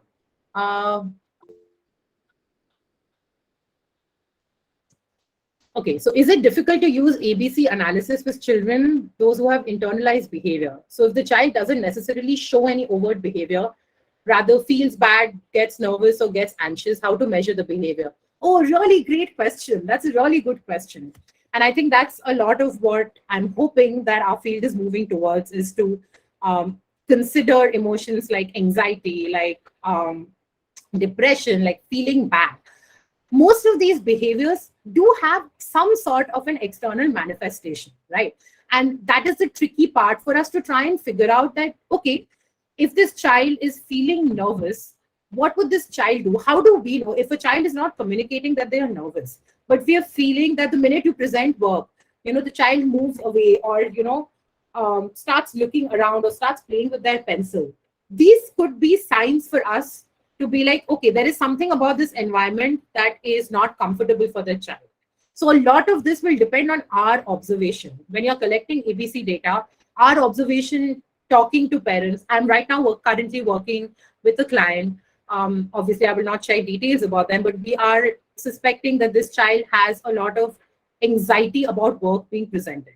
Now, the anxiety is not something that I can observe, but what I have observed is that the minute I present a task which is very difficult for this child, he immediately looks around and says, I want a hug. And, he'll keep asking for hugs, or he'll ask for some sort of like physical affection, and that for me is giving me information to be like, okay, there is maybe some sort of anxiety going on. I can't observe the anxiety, but I can observe the behavior. What I can work with is the behavior. So in this case, the behavior that I'm going to be focusing would be asking for hugs when presented with a difficult task, versus asking for hugs when I'm just being playful. If I'm seeing that there is a very clear difference, where maybe he's like furrowing his brows, his hands are getting clenched, or, he's shaking a little bit. All of these are overt manifestations. Those are things that are observable and measurable. So I can work with those behaviors, but I can still consider the fact that it is stemming from anxiety or some sort of a feeling. I cannot say that for sure, but what I am seeing is this child's anxious behaviors, which is what I can work with. Does that answer your question, Devalina? Okay, great. Ma'am, Yes. yeah, my question is, there's one child who comes to me, like, when you start talking, her hands, I mean, start sweating, like, we Yeah. just feel that she has just washed her hand and come, it will be dripping. Right. Why that? Is it because of, again, anxiety or something like that? Again, like I won't be able to answer the question why without taking data. So that is something for you to go ahead. So like go ahead and collect ABC data on that and see. So if you are seeing that now you know you've defined your behavior. Your behavior over here is the sweating hands. Now go ahead and ask your colleagues and other people in their environment to collect data on what's happening before. Is it when someone new is talking to her? Is it when you're asking her to do something? Is it when you're asking her to maybe go into a new environment? Collect data on that, and that should hopefully give you an answer as to why that is happening. So if you're, for instance, observing that this is happening anytime she's asked to stand up in class and answer, then maybe it is related to the fact that it is like a, I don't want to use mentalistic terms, but maybe it's like a confidence issue that the idea of standing up in class and talking in front of so many people is aversive. So her hands start sweating. So if you're seeing that her hands are sweating when you ask her to talk in front of other people, but her hands are not sweating when it's a one-on-one conversation, then you know that, okay, what I need to work is I need to work for this child to be more comfortable to talk in front of other people. Yeah. Yeah. Go on, please. I'm just listening. Hello. Hello? Can you hear us? Yes, ma'am. Okay, Please great. go on. I hope that answers your question. And another thing is that she's just too, she just holds her hand. She's so cold, and she doesn't even talk to anyone in the class. That's what I understand. I asked the teachers. She never talks to Right. anyone. She never interacts, So it and would be, or sorry, go ahead. and when I ask questions about what's happening at home, and she's not even want to reveal. It's like that. Yes, and that is definitely hard. I think when we don't get information from what's happening outside of class, it becomes very hard for us to get that data and that observation. That is where those interviewing skills become really important. So for us to, something that I found very helpful in my practice is when I try and explain to parents why I'm asking the question. So before I ask these questions, I basically explain what functions of behavior are. So I try and explain to them saying that, hey, your child is doing this particular behavior, and that is problematic for either you or for this child's development. We're all trying to find out what's happening and why this child is engaging in this specific behavior. For that, I really need to understand what this child's routine is like. When do you observe this behavior? And then I go ahead and start like building a rapport with the parents and getting them to slowly share what is happening. Because I do agree with you, it's very hard for you to figure out what's going on if you don't know. Maybe there's something at home, or if you don't know, maybe this child does not interact in school but is interacting with other people at home, and that is such useful information for you to have, right? So I would suggest to try and coax the We parents into asked getting. in the vehicle that she's coming. The Right. driver also told that once she never speaks in the van also. Right. So it's possibly And something, it's possible about, maybe a new environment. Again, this is something that you have to like collect data and see, maybe even be a little bit more mindful that across the day, is there any situation when she's interacting with others at all? Or does she always be by herself? Is there even like one time in the entire day, maybe during recess or, during some sort of playground time, when you see a slight shift in her behavior, when you see her being like, when you see observable aspects of her being relaxed, maybe her hands are not clenched or she's smiling, is there anything in that environment that can give you a clue as to, okay, this is a place where I'm not seeing this behavior? Maybe that's where you start off with, that this is a place where I'm not seeing this behavior. So what is it about this other aspects of the environment where I am seeing this behavior that can give me information about the function? okay, again, one child is kept near her, and when we asked that child, just a boy, sitting with her so that we get some information like what she's doing during the day. So that friend also like a pure buddy, you know. So, but he says that she doesn't talk at all. Yeah. Yes, yes, yes. The other interesting thing also about these is, there while I place a lot of emphasis on getting information from interviews and peers, and parents, at the end of the day, it always has to be followed by direct observation. Because many times you might notice things in the environment that other people are not trained to do, right? So it's that detective mindset. So you have certain ideas that, okay, this child is probably very socially anxious, right? There is something about the environment that is preventing this child from interacting. So basically over here, maybe social interaction is not reinforcing. But what is reinforcing instead for the child, right? We have to figure that out as well to teach. So when you go in and observe this child and when you collect ABC data, you might be able to actually observe things in the environment that no one else would have observed and told you. So the friend might say that, yeah, you know what, she doesn't talk to me only. Or the parents, or like the person in the bus would be like, yeah, she just comes in and she's very quiet. But if it's possible for you to travel in the bus, or if it's possible for you to go into the classroom and observe her in her natural setting in the classroom, you might be able to pick up on other information in the environment that gives you, these setting events or these antecedents that explains why she's not talking. Like that one time, maybe when a teacher asks her to talk, what happens? When she talks, does this teacher say something like, speak louder, I can't hear you? Or do the friends start laughing? Is that why she's not talking to other people? All of these small things is not something a peer would narrate to you, right? They would not have paid attention to it. But you, as this child's educator or teacher or therapist, are more likely to focus on these events. That's why you have to go in and directly observe. Okay. Yeah. Thank you. Okay. One more question. Okay. So the question is, a preteen involved in self-touching behavior in private and in front of a few people. It could be for attention and sensory satisfaction. Parents wanted to make the child completely stop the behavior. What needs to be done in such a situation where parents don't want to allow? Oh, that's a really good question. I don't know if we have enough time to get into that. And I'm trying to think if there are one of the other presentations where we can bring this up.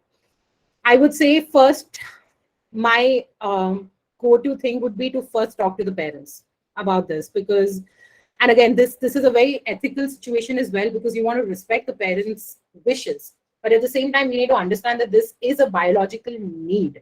So you cannot absolutely stop the child from engaging in this behavior, because it is a biological need that needs to be met.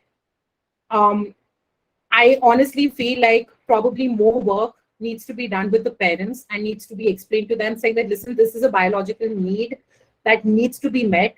We understand your hesitations about it being inappropriate, and maybe you can design an intervention around how can you make this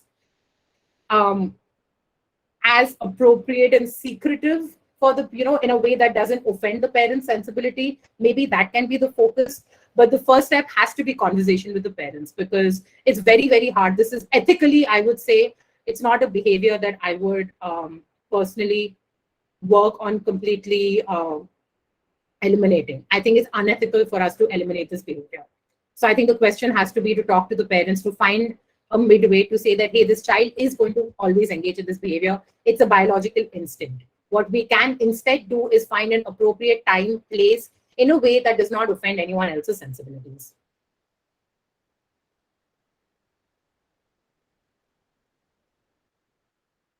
Oh, that's a great idea. Thank you, Dr. Priyanka. Educate the parent. Yeah. Sometimes hearing it from an authority figure definitely helps. And there are a lot of workshops and seminars also that are focused around, this particular age group, dealing with sexual health, dealing with masturbation, inappropriate touching and all of that. So hopefully maybe you can try and see if they would be willing to connect, with support groups that, sometimes talking to other parents also helps. All right.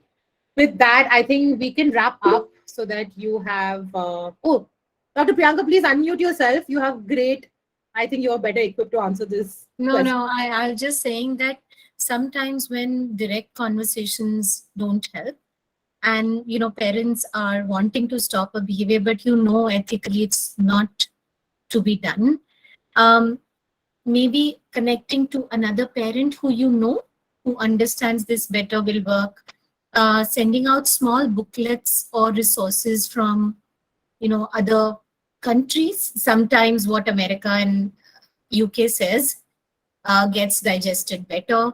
I think even NIEPD has, not NIEPD, sorry, maybe the Hyderabad Institute, NIMS, has some very short booklets, and there are some very good English booklets that you could use and start from there. As we were working with the case, that's how we started, because we couldn't open this conversation with them. It's not an easy conversation, right? I mean, it's not a topic that the Indian culture easily kind of allows discussion around. We are very inhibited on it. So yeah, I can't open my camera. I'm sorry, but you can hear me. So I was just thinking that start it with an article or a short book on growing up. Let them absorb it for a week and then discuss, do you really think that biological needs of hunger, thirst, sexual stimulation can be stopped completely even when hormones are playing, a part in it. Thank you, Dr. Priyanka. Very, very amazing presentation, Ipshida. I loved it. Thank you so much. Yes, Ipshida ma'am, on behalf of all, I would like to sincerely thank you for sharing a value-added presentation on the topic. What's the function, understanding the why of behavior? The visuals you added were clearly says about the behaviors and all, and the examples which you gave allowed everyone to think and see how the analysis takes place and getting to know more about the functions. And we are highly enlightened by what we learned from your session, and it will save us dearly in the near future. Thank you, ma'am. Thank you so much. Clearly, one thing that I would like to continue from yesterday, and we were talking about why ABA is different. I think one of the most differentiating features is baseline data taking. The second differentiating features is on working on behaviors from the perspective of the child and the functionality of it. So I know that Dr. Manoj was asking, and there's possibly one more person that was asking, we are already doing this, so why is it different? As you're going along, we are finding these very small but very, very important nuances, to why ABA versus something else. So in cases that are simple, in cases that are not, so complicated, sometimes, some simple things work. But in cases that are slightly more complex, or even cases where we don't completely understand, using the science can help us understand better. Really, really, ma'am. I totally agree with you.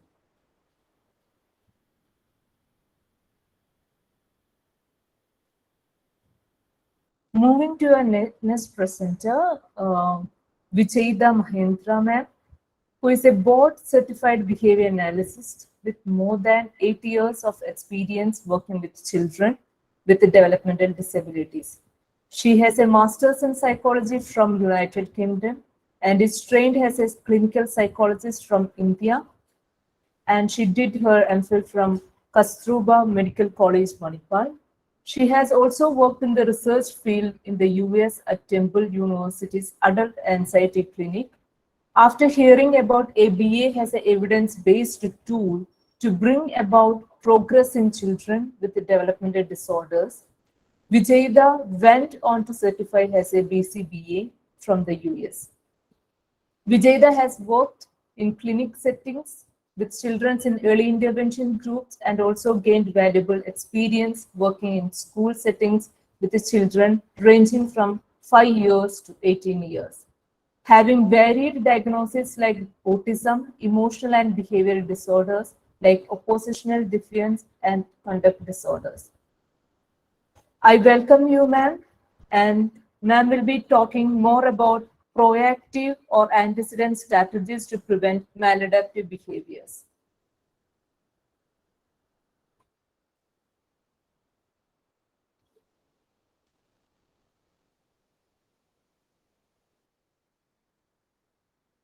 Ma'am, you're muted.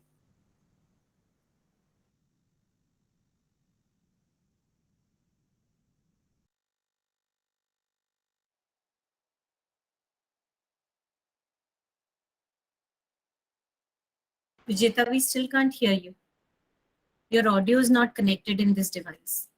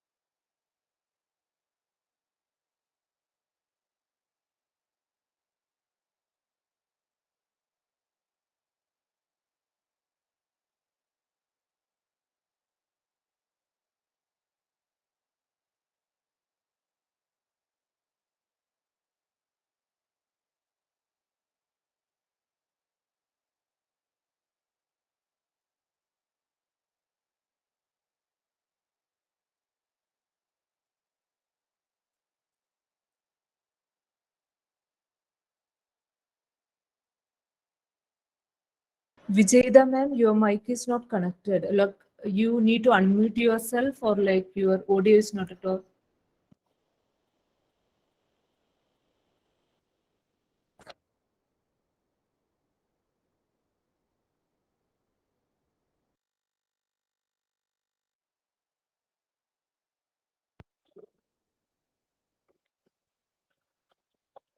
Okay, can you hear me?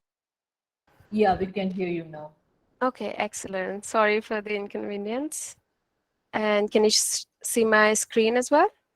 Yeah, your Okay. slides are visible. Okay, awesome. Thank you for the introduction. Today, let's start. We are going to look at what strategies we can use to prevent maladaptive behaviors. ये अच्छा होगा ना कि हमारे पास कुछ ऐसे tools हमेशा हो जो कि बिहेवियर्स अकर करने ही ना दें या उनकी फ्रीक्वेंसी या ड्यूरेशन को बहुत कम कर दें. And today we're going to explore how to do that.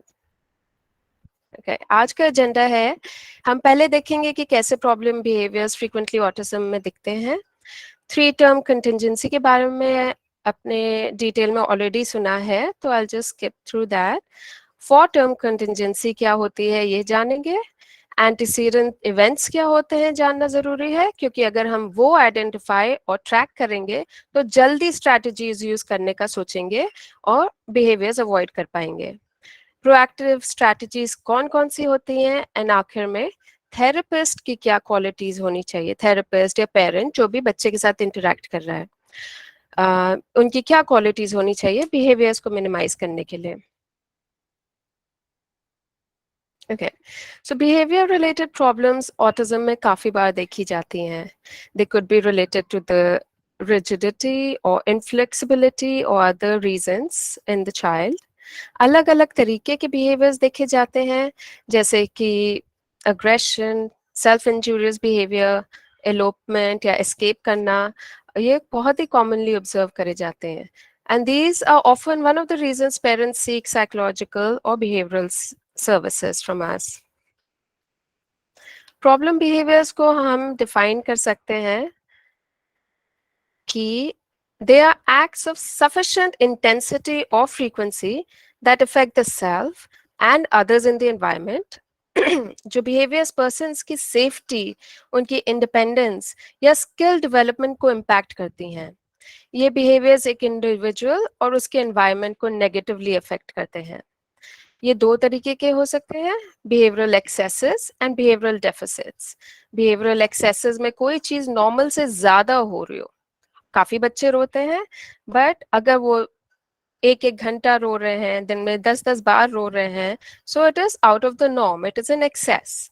And ऐसे ही बिहेवियरल डेफिसिट होना कि कई बच्चे क्लास चल रहा है बट फोकस नहीं कर पाते हैं, अटेंशन नहीं दे पाते हैं, बट इतना ज्यादा डेफिसिट होना कि आप कोई भी स्टिमुलाई रजिस्टर नहीं कर रहे हो, कोई भी डायरेक्टिव आप रजिस्टर नहीं कर रहे हो, then it becomes a problem. So behaviors like crying, screaming, hitting others, or behaviors that cause self-harm or refusing to do work or delays in responding, etc. Some of the problem behaviors that we see. Like I said, three-term contingency के बारे में आप लोग ने काफी detail में तो पढ़ा ही है. It involves an antecedent.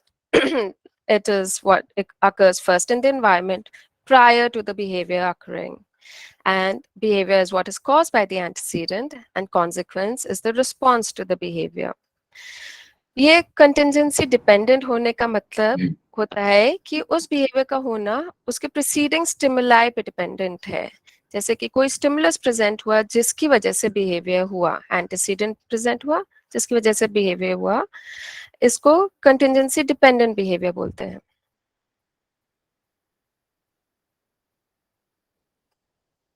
अगर हम problem behaviors को reduce करना चाहें, then we have to learn to either modify the antecedents or modify the consequences. हम behavior के पहले होने वाले antecedents और behavior के बाद में होने वाले consequences को modify करके behavior को desired direction में change कर सकते हैं.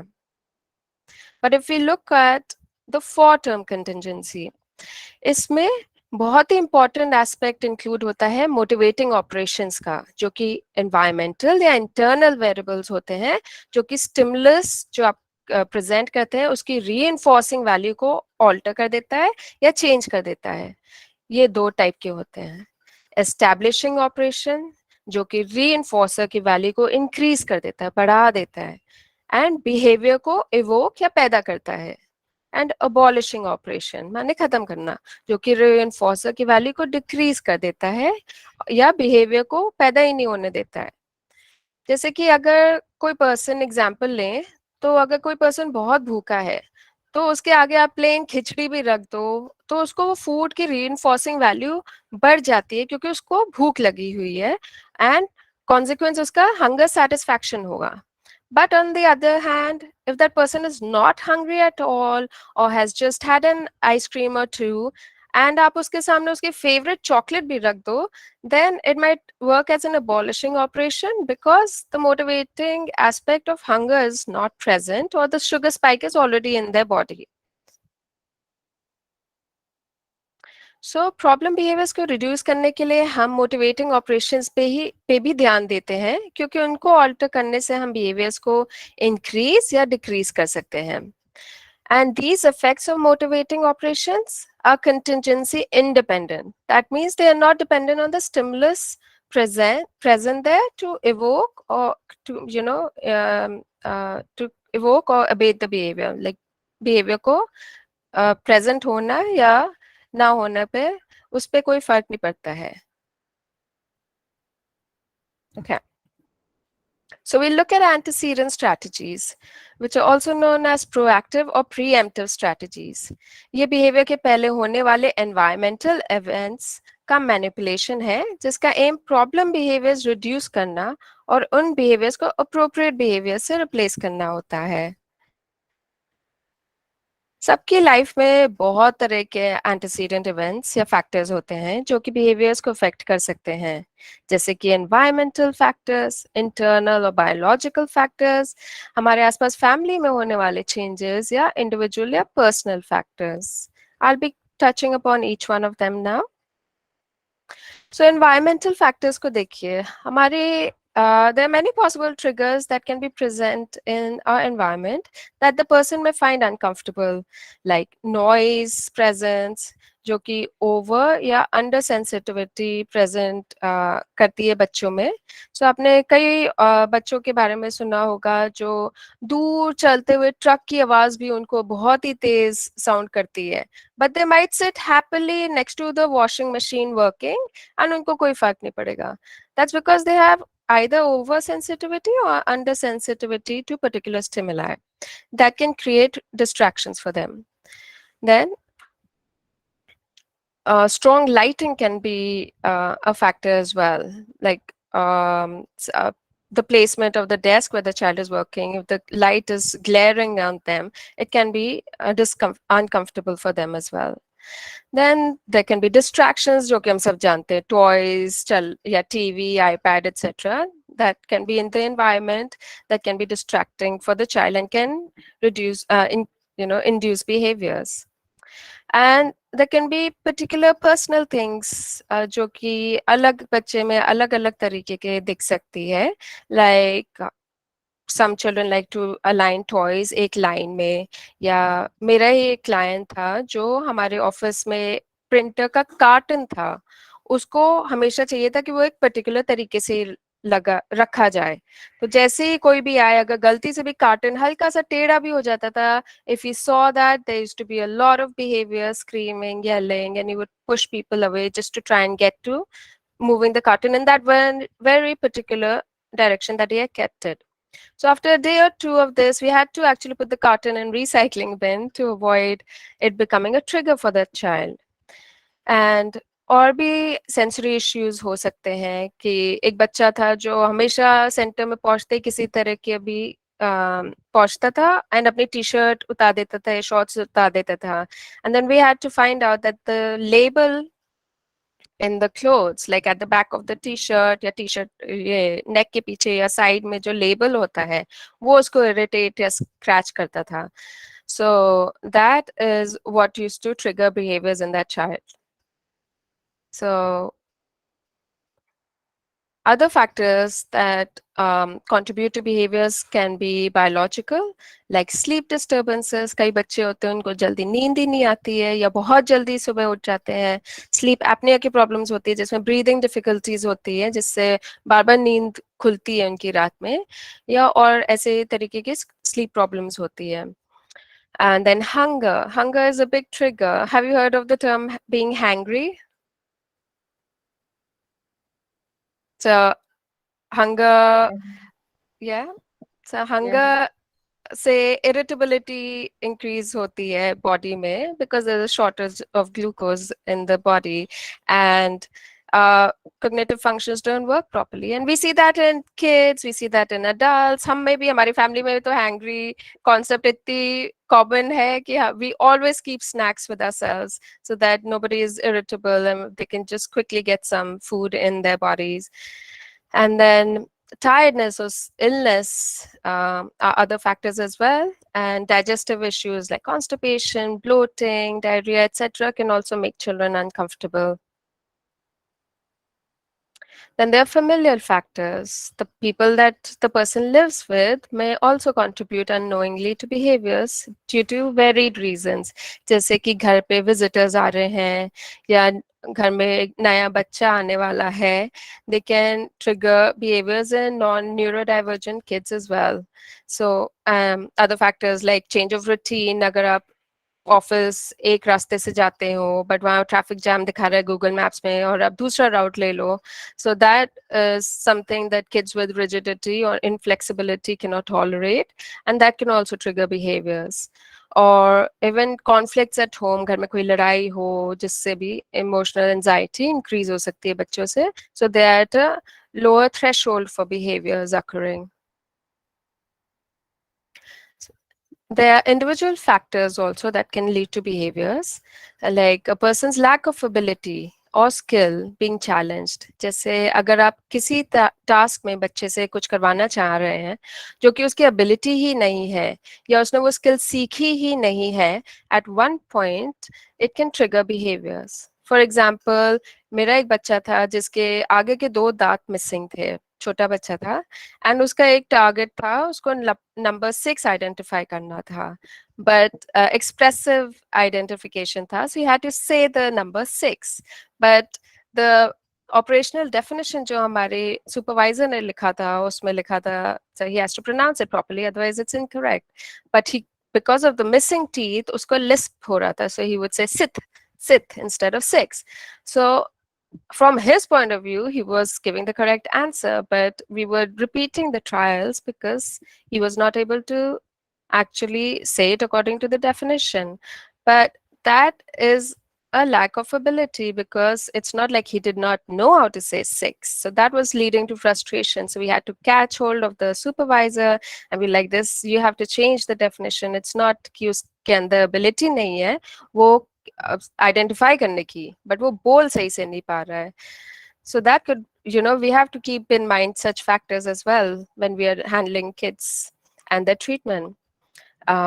Past trauma or history of abuse can also trigger behaviors if the child is faced with similar settings जहाँ पे ऐसा situation पहले हुआ था जहाँ पे उन्होंने abuse और trauma face करा हो, या ऐसी setting जिसमें वो memories भी trigger हो जाती हैं.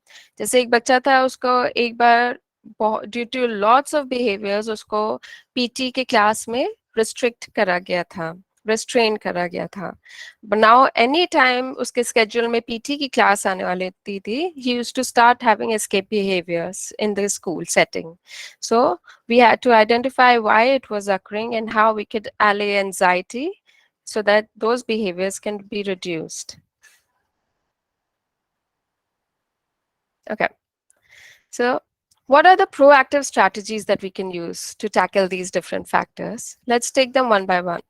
So some preemptive strategies that we can use for minimizing behaviors triggered by environmental factors are maybe using earmuffs or noise cancelling headphones, so which can be used for kids with noise sensitivity.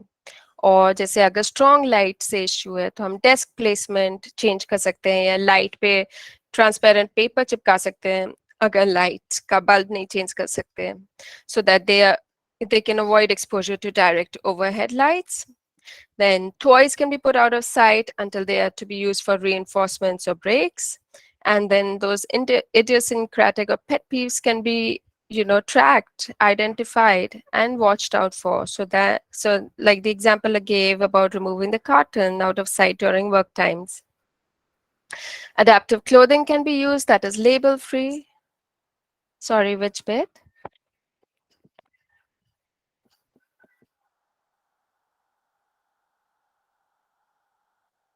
Can someone repeat what the person didn't understand?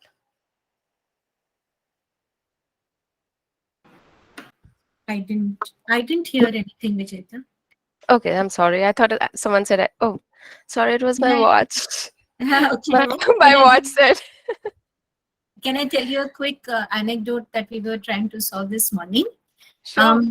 So, जो शब्द आपने यहाँ पे लिखे हैं ना, pet peeves reported and watched out for. So we have a child who has now a lot of language and communication, comprehension, compliance. The child is started going to school and he's 7, I think now. पर अब जो वो अपनी चीज मांगता है, suppose उसने आम मांगा, तो वो आम मांगता है और जब उसको आम देते हैं उसके बाद रोना शुरू करता है. और तो हम ये सोच रहे हैं कि उसको आम चाहिए, उसको नहीं चाहिए, मतलब क्या दिक्कत आ गई जिंदगी में, जो मांग रहे हैं वो दे रहा है फिर भी रो रहा है. और हमें ये पता है कि इस बच्चे की हिस्ट्री में ना बहुत रिजिडिटीज हैं. तो जो चीज चाहिए होती है वैसी चाहिए होती है. तो जब आप पेट पीव्स कहते हो तो मतलब वो उनके पर्सनल जो चीजें हैं उनको पसंद आती हैं. तो शायद, और हम ये अज्यूम कर रहे हैं, तो हम प्रोएक्टिव स्ट्रेटजी में ये सोचना चाह रहे हैं क्या कटोरी में पसंद है या प्लेट में पसंद है, क्या चाहिए कि नहीं चाहिए. हम उसको फोन मांग रहे हैं, फोन दे रहे हैं, उसके बाद रो रहा है. ठीक है, तो अब हम ये सोच रहे हैं कि भाई अब जो मांग रहे हैं वो दे रहा है, फिर क्या रो रहा है. शायद आदत ये है कि आप खुला का फोन उस जगह पे ऑन करके दीजिए जो उसको देखना है, ऐप चाहिए, लेकिन बोलने में उतना मांगना नहीं आ रहा, तो उसकी अपनी एक ये पेट पीव है. लाइक ये नॉर्मल उस पर नहीं दिखेगी, लेकिन उसने अपना एक थॉट प्रोसेस बना रखा है कि इससे मुझे दुख हो जाता है, इससे मुझे खुशी मिलती है, you know. So I was just trying to explain this, but the example happened this morning, so I thought I'll give it here. Okay, right. Yeah, then we have to actually explore कि वो क्या है. आम को maybe उसको slices में काटना है या pieces में काटना है, and then that's like a trial and error to see what is working and what is not working. Right. Okay. And then adaptive clothing can be used, that is label free, scratch free, or stitching seams free. आजकल इतने अच्छे variety आ गई है clothing में भी, and adaptive clothing बोलते हैं उनको, जो that caters to children that have sensitivity issues, कि जैसे आप वेस्ट पहने हो, बनियान पहने हो, उसमें जो सिलाई होती है वो ना हो, खाली ओपन एंडेड हो, तो वो सिलाई ना एक्चुअली टच करे. Or even, I don't know if you all have heard of Nike shoes या Adidas के shoes थे, where you just press a button and laces अपने आप ही tight हो जाते हैं.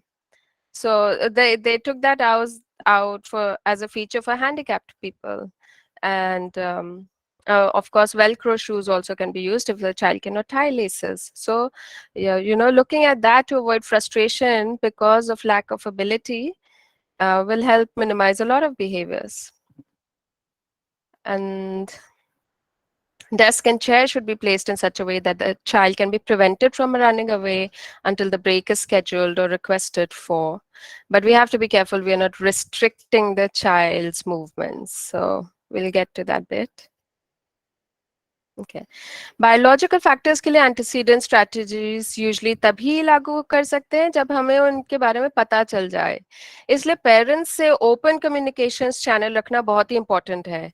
Either during child drop off या via messages, you can check with them about these factors कि you know, if आपको पता है digestion issues बच्चे के साथ बहुत होता है, या sleep issues बहुत होते हैं, then have a quick check-in with them that how did he do today? Did he sleep well, eat well, and did he have his daily bowel motions or not? So agar sleep issues hain, to maybe we can, you know, schedule a small nap time which may relieve some sleep and tiredness issues, or we can give a short snack break before lunchtime to, you know, if he hasn't had breakfast. Or if they're tired, we can reduce the workload or give tasks that require low response effort, and maybe schedule regular potty breaks in case of digestive issues. But if the child is unwell, they're likely to have more behavior. So we always advise parents to let an unwell child rest. That's every unwell person needs time to calm down and gain their energy. Now, proactive strategies targeting familial factors, information about changes at home, family के setup में, ये सब बहुत ही important है जानना, specially in advance, कि अगर grand parents आ रहे हैं साथ में रहने, या जैसे कि न्यू बेबी बॉर्न होने वाला है, तो we can use antecedent strategies like social stories to prepare the child of upcoming changes in the family, so that, you know, it's not a new sudden change that's just triggering the anxiety and behaviors. Proactive strategies targeting individual factors में assessment का बहुत महत्वपूर्ण role होता है. बच्चे की ability या lack of ability, skill level and deficits हमको assessment के दौरान पता चल सकते हैं, and it will help us plan for the aids that are required or the guiding points in a treatment plan. For example, अगर language deficits हैं, तो हम वन अप मेथड यूज कर सकते हैं. अगर जैसे कि बच्चा खाली एक वर्ड यूज करता है, वाटर या पानी, आम, ऐसे, तो we can try and choose short sentences using 1 or 2 words at the maximum, so that they get a prompt to increase their language repertoire as well, but it's not such a long sentence कि उनको समझ में ही नहीं आ रहा कि आप क्या directions दे रहे हो. So जैसे अगर खाली पानी बोलता है, तो अब पानी चाहिए या पानी दे दे, ऐसे prompt कर सकते हैं उनको, instead of मुझको पानी दे दे, like an entire sentence which might be too difficult for them to express. Now we move on to antecedent strategies that can be used for children across the spectrum and beyond, even with non-neurodivergent kids. They have been so helpful for me personally in my parenting journey as well. So the first one that we'll talk about is providing choices, या choices देना, जो कि resistance को minimize करने का एक बहुत effective तरीका है.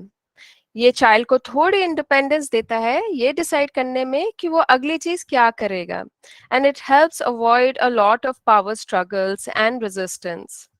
फॉर एग्जाम्पल अगर बच्चे को बाहर नहीं जाना है, टाइम है बाहर जाने का, कार में बैठने का, so you can instead of saying straight no, you should counter it by giving choices कि आपको आज ब्लू शूज पहन के जाना है कि रेड शूज, आज आपको पिंक वाली ड्रेस पहननी है कि ब्लू वाली ड्रेस पहननी है. So they get firstly distracted by the choice that you're giving, and they sense a feel of control over what they will be doing. Another example for tackling bedtime delays, कि अभी नहीं सोने जाना है, नहीं सोने जाना है. So just give them a choice and say, do you want to go to bed in 20 minutes या 10 minutes? But important चीज ये है कि हमें we should be able to follow through with either of the choices provided. ऐसा नहीं होना चाहिए कि हमने कह दिया कि अच्छा 20 minutes में कार में बैठ जाना, but हमें appointment के लिए 10 minutes में ही पहुंचना है. So then you will also feel rushed, the child will also feel rushed. So always give choices that are doable and practical. Next antecedent strategy है giving advance notice या priming. इसमें हम child को आने वाले कोई भी इवेंट्स या चेंज इन रूटीन के बारे में पहले से वार्न कर देते हैं, so it reduces difficulty during transitions to those events. It can also be like a rehearsal that you do with the child before the start of that event.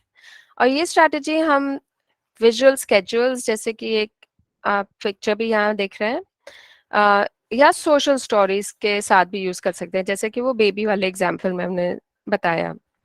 कुछ apps भी आजकल आते हैं आईपैड एंड्रॉइड वाले, जैसे एक है first and visual schedule FTVS के नाम से, जिसमें आप क्विकली फोटोज खींच के ऑर्डर में लगा सकते हो कि आज पहले हमें उठना है, फिर ब्रश करना है, फिर रेडी होना है, फिर स्कूल जाएंगे, स्कूल में पढ़ाई होगी, लंच होगी, फिर पैकअप होगा, फिर वापस घर आएंगे, फिर टीवी देखेंगे. So just every schedule one after the other.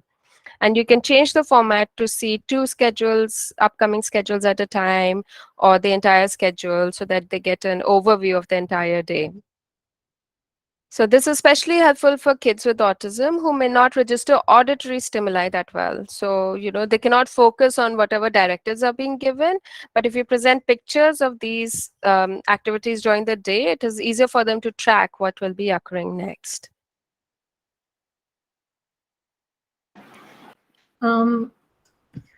Vijay, one quick thought here is a focus on body rehearsals.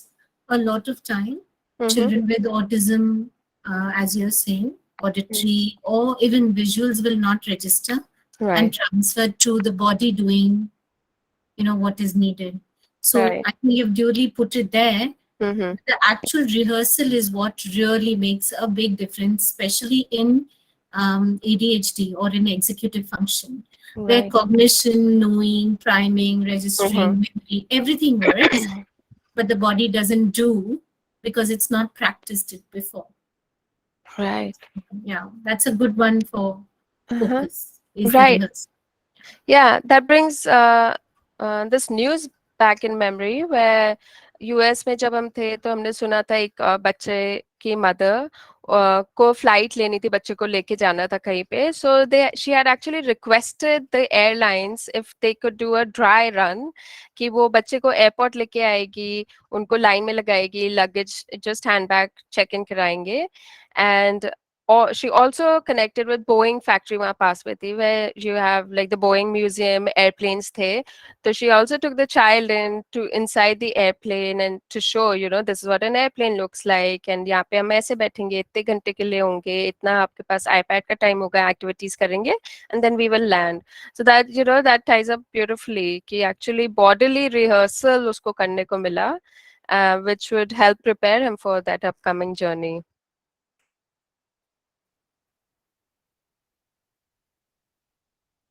Okay, the next antecedent-based intervention that we'll talk about is pre-MAC principle. इसे हम first then strategy या grandma's law भी कहते हैं.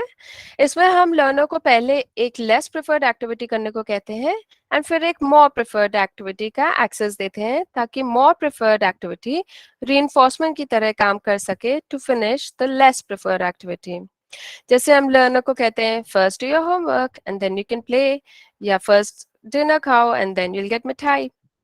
So pre-MAC principle की effective एक effective method है जिससे हम लर्नर को नो बोलने की जगह हम उन्हें यस बट इस कंटिजेंसी के साथ बता सकते हैं काम होगा।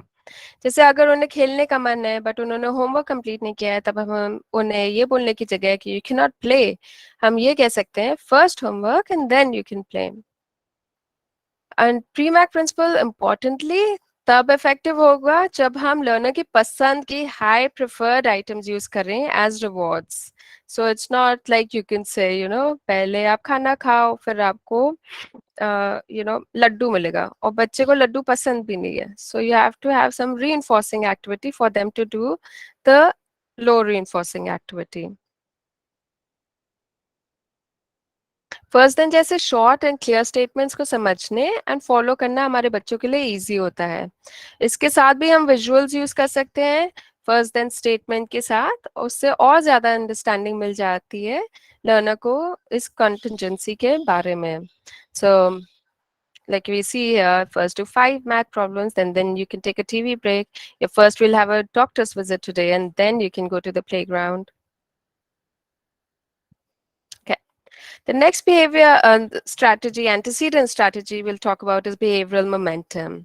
इस strategy में therapist या teacher पहले easy instructions या task देते हैं जो learner आराम से follow कर पाता है। ये ऐसे इंस्ट्रक्शंस या टास्क होते हैं जिनमें लर्नर को ज्यादा रिस्पॉन्स एफर्ट नहीं लगता हो और वो इजीली फॉलो करें। इन्हें हम हाई पी या हाई प्रोबेबिलिटी ऑफ अकरिंग वाले टास्क कहते हैं, यानी वो टास्क जिनके चांसेस हाई होते हैं कि लर्नर उन्हें फॉलो कर ले। जब वो लर्नर एक ही सीक्वेंस में कुछ हाई पी वाले टास्क फॉलो करते हैं, तब टीचर उन्हें टारगेट रिस्पॉन्स जो वो कराना चाहती है उनका इंस्ट्रक्शन देती है। टारगेट रिस्पॉन्स में में रिस्पॉन्स एफर्ट ज्यादा लगता है एंड हम उन्हें लो पी या लो प्रोबेबिलिटी टास्क कहते हैं। हम दोनों high P and low P instructions को फॉलो करने के लिए रीइंफोर्समेंट देते हैं एंड और ज्यादा रीइंफोर्समेंट देने से लो प्रोबेबिलिटी या डिफिकल्टी टास्क में एंगेजमेंट बढ़ जाता है। इस स्ट्रैटेजी में हम कंप्लायंस का मोमेंटम बिल्डअप करते हैं। सिंपल इंस्ट्रक्शंस कंसेक्यूटिवली मतलब एक के बाद एक एंड क्विकली मतलब फटाफट देते हैं, जिससे कंप्लायंस का मोमेंटम बढ़े और हम टारगेट रिस्पॉन्स का इंस्ट्रक्शन फिर देते हैं जो कि वो फॉलो कर पाए। For example, we can say, hey, clap your hands, touch your nose, say hello, now put this car in the puzzle. So, rapidly you're building a momentum for them to do the task that they can do. And then you bring in a low P task at the end so that, it rolls with the momentum and wo fatafat kar le without any resistance. Let's see an example, video example of this.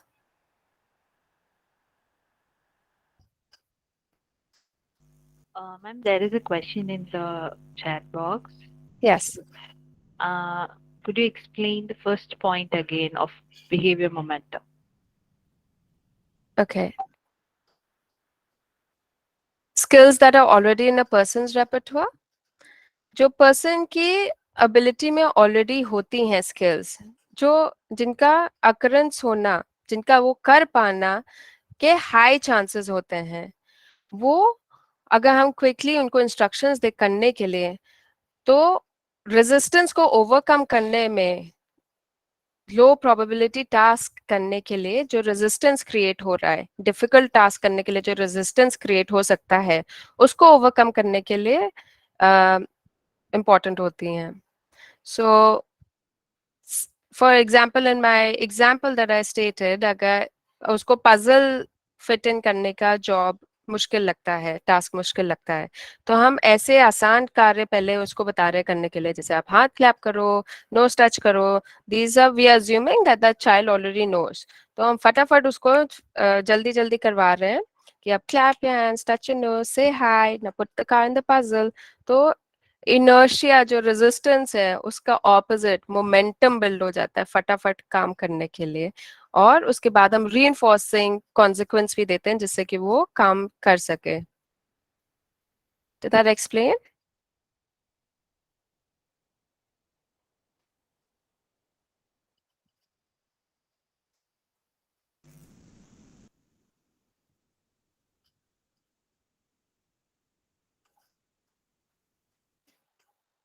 Okay. I have a video here which is not playing.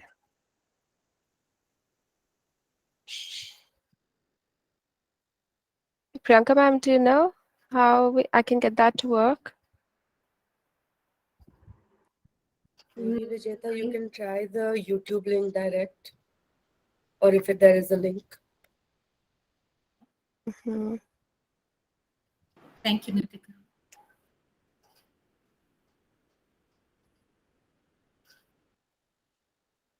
Okay, sorry, give me a second.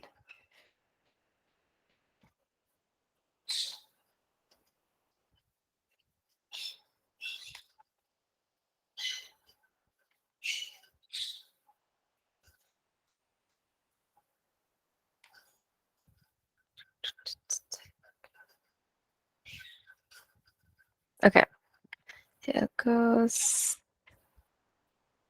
On average, public speakers, trainers, coaches make. You'll have to stop presenting. You can get paid as a public speaker. Okay, from day one. 1 second. I'm just getting it to where I want it.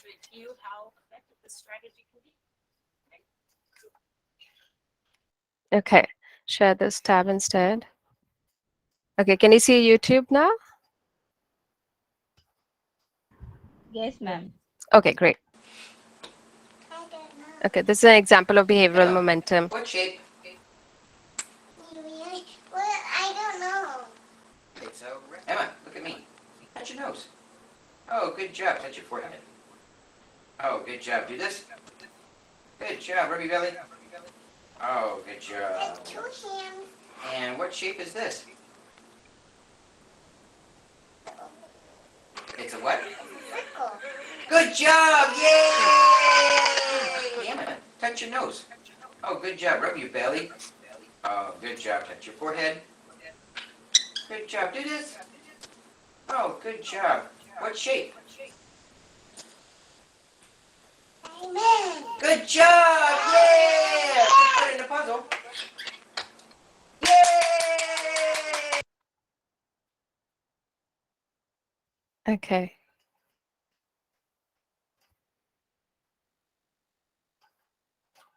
Okay, we're back here.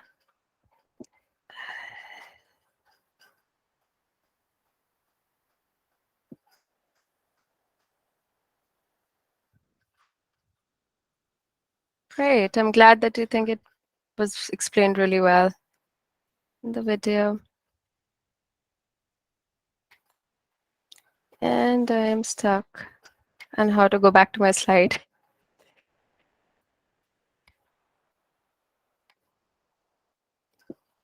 Okay, help please. You can go back to present and then select the tab on your Google Slides. I'm assuming you're presenting from Google Slides, right? Yeah. So go down to present and then choose tab and then go back to your Google Slides tab. Okay, so I'm on my Google Slides page. No, first go back to your Meet page, the page. That Okay, Meet page, and then go down. You'll see a little icon with an upward or arrow. Present now. Okay. Yeah. Click on that and select that. A window. Okay. Got it.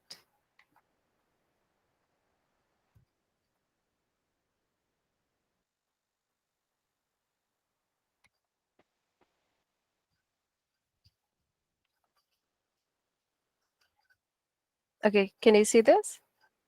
Yes, but it's not in slideshow mode yet. Yeah.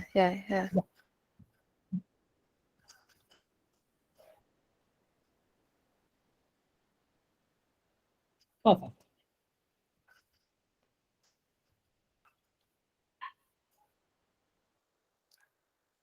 Okay.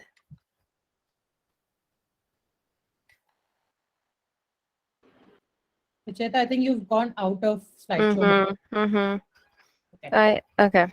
So if I may interject, the way to do that would probably be to start slideshow mode, and then when you select present, you can present. If the Google slide is the same login as your email ID, you can choose tab, or you'll have to choose window and choose a window that has the slideshow rather than the actual slides.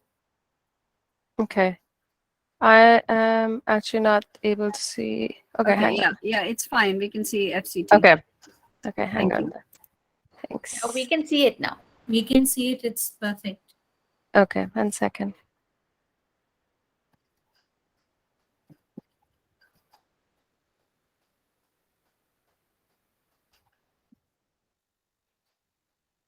Okay, right. So functional communication training is another antecedent strategy. अपनी ज़रूरतें and wants को communicate करने की ability होने से काफ़ी problem behaviors कम हो जाते हैं. That is why teaching how to communicate is one of the core goals for a child with communication deficits. जब child frustrated हो, अगर उसके पास कोई तरीका हो दूसरों को समझाने का कि वो क्या चाहता है, इससे काफ़ी frustration reduce हो जाती है and behaviors minimize या prevent होते हैं. Now, this can be taught either verbally or via sign language or via picture exchange communication system or via augmented communication devices. जैसे iPads भी आते हैं जिसमें आप setup कर सकते हो apps that can help teach, like Prolocode type के apps हैं that can help you teach communication goals to the child. We'll be covering this more in detail in another presentation.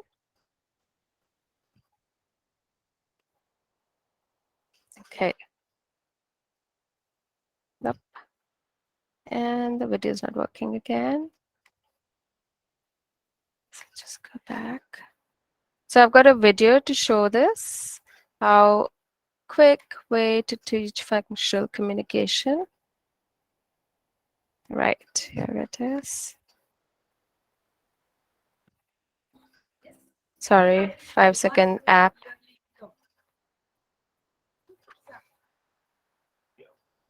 Okay, so now I'm going to share the screen.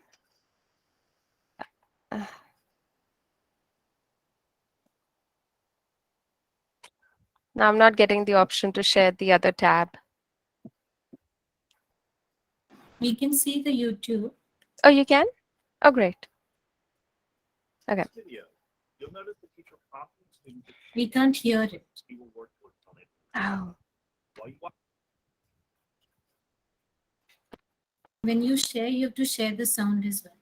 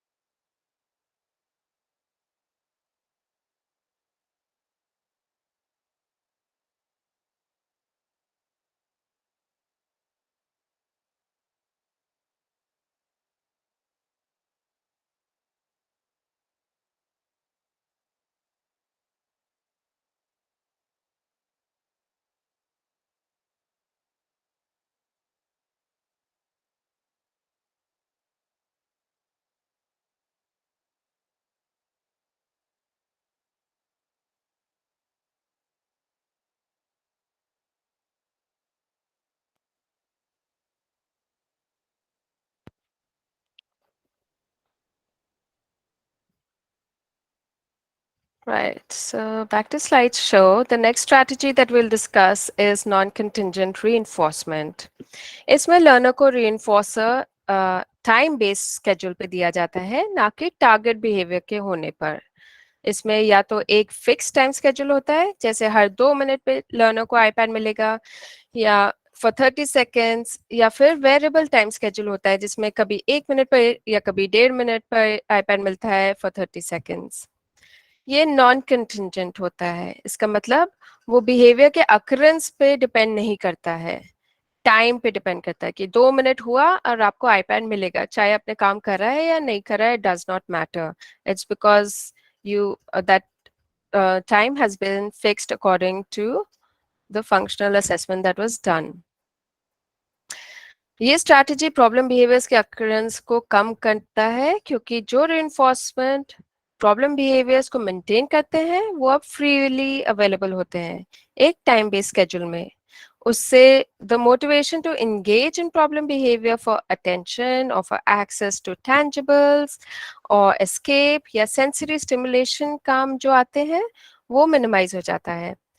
NCR जब reinforcer choose करते हैं वो behavior के function पे depend करता है. It depends on what, whatever NCR type, subtype we'll use will depend on the behavior that is being reinforced or minimized. अब हम एक करके फंक्शन बेस्ड एनसीआर के बारे में आगे डिस्कस करेंगे. Okay, so we'll start with NCR attention. जब प्रॉब्लम बिहेवियर्स का फंक्शन अटेंशन होता है, यानी जब वो दूसरों की अटेंशन मिलने से मेंटेन रहता है, तब हम टाइम बेस्ड स्केड्यूल पे लर्नर को अटेंशन देते हैं और उससे फर्क नहीं पड़ता कि वो उस टाइम पर क्या कर रहा होता है. हम प्रॉब्लम बिहेवियर्स के बेसलाइन रेट को देख के ही डिसाइड करते हैं कि क्या टाइम बेस्ड स्केड्यूल रखना चाहिए. So what that means is we have to see कि baseline level पे कितने behaviors अकर हो रहे हैं, कि हर 2 मिनट पे वो बच्चा आके चिल्ला रहा है अटेंशन के लिए या ऐसे रैंडमली स्क्रीम कर रहा है क्लास में रूम में, तो we will try to decide a time that is less than 2 minutes, because remember we are doing proactive strategies. So if a child is screaming every 2 minutes, we will try to give attention to the child, not contingent on any behavior, before 2 minutes even occur. So maybe every 1.5 minutes we'll give the child attention. So the teacher can just be like, hey, nice sitting, Rahul, or good job doing your work, Rahul. So he does, he's getting the attention he wanted from the teacher before he has to engage in that behavior in a productive manner.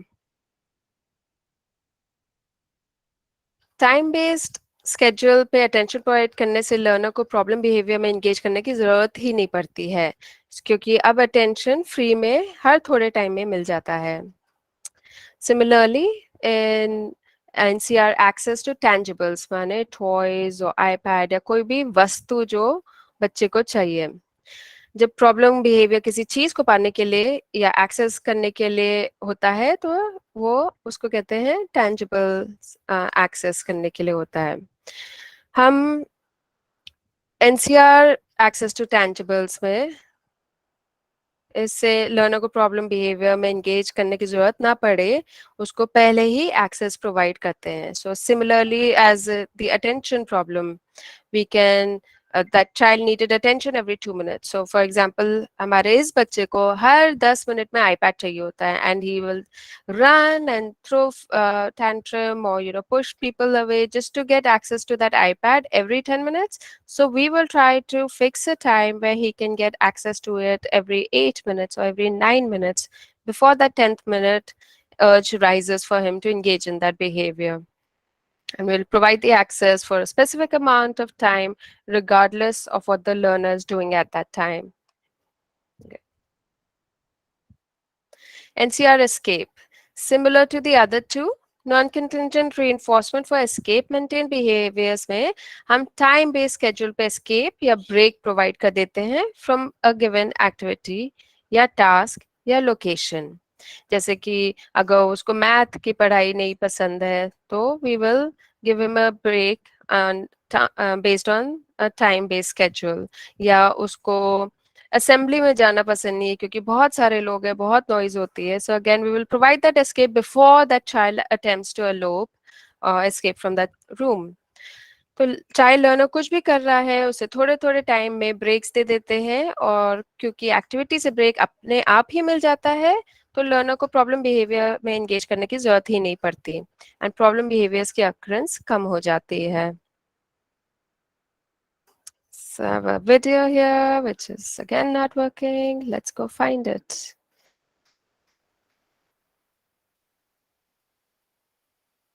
So let's see a quick video example of providing escape. Grammarly makes communication at work one click simpler. Whether you're looking for a new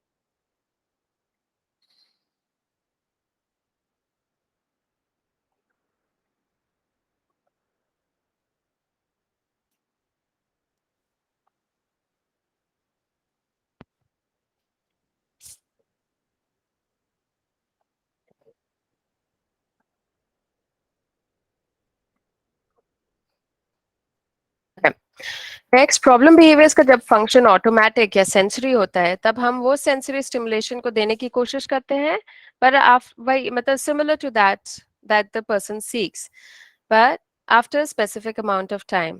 इसमें हम sensory stimulation का कोई appropriate या approximation ढूंढते हैं जो same satisfaction provide करे before the child engages in the behavior.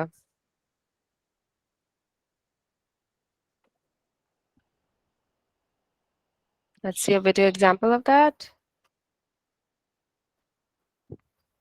Question in this case is automatic.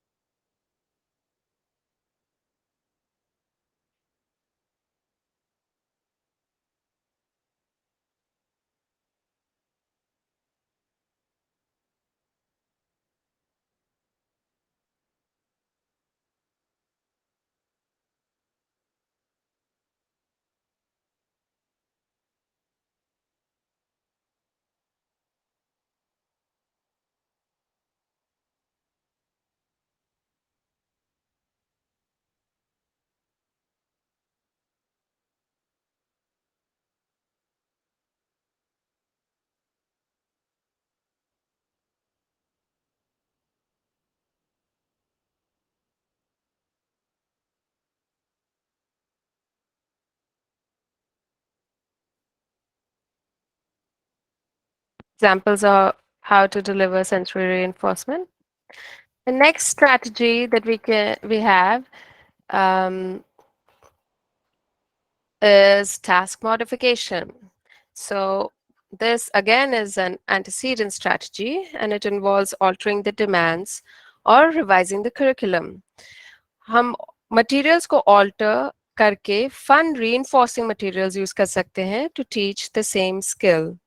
So it is used for behaviors, usually used for behaviors maintained by escape from tasks, and changing the task to make it more preferred and less aversive makes it helpful to reduce behaviors. The learner loses the motivation to escape because it's more preferred and less aversive. And there are 4 different strategies for this. You can either alter the materials, alter the materials, reduce the effort required, or you can make the demand more predictable or deliver the demand at a different time. Let's quickly look at each of them. So by altering the materials, we can, like I said, change the non-critical features of the task in order to make it less aversive and more fun. So instead of making them count the number of paper clips or the dots on the page, you can make them count toy planes to learn the concept of counting. Next, reducing the task difficulty.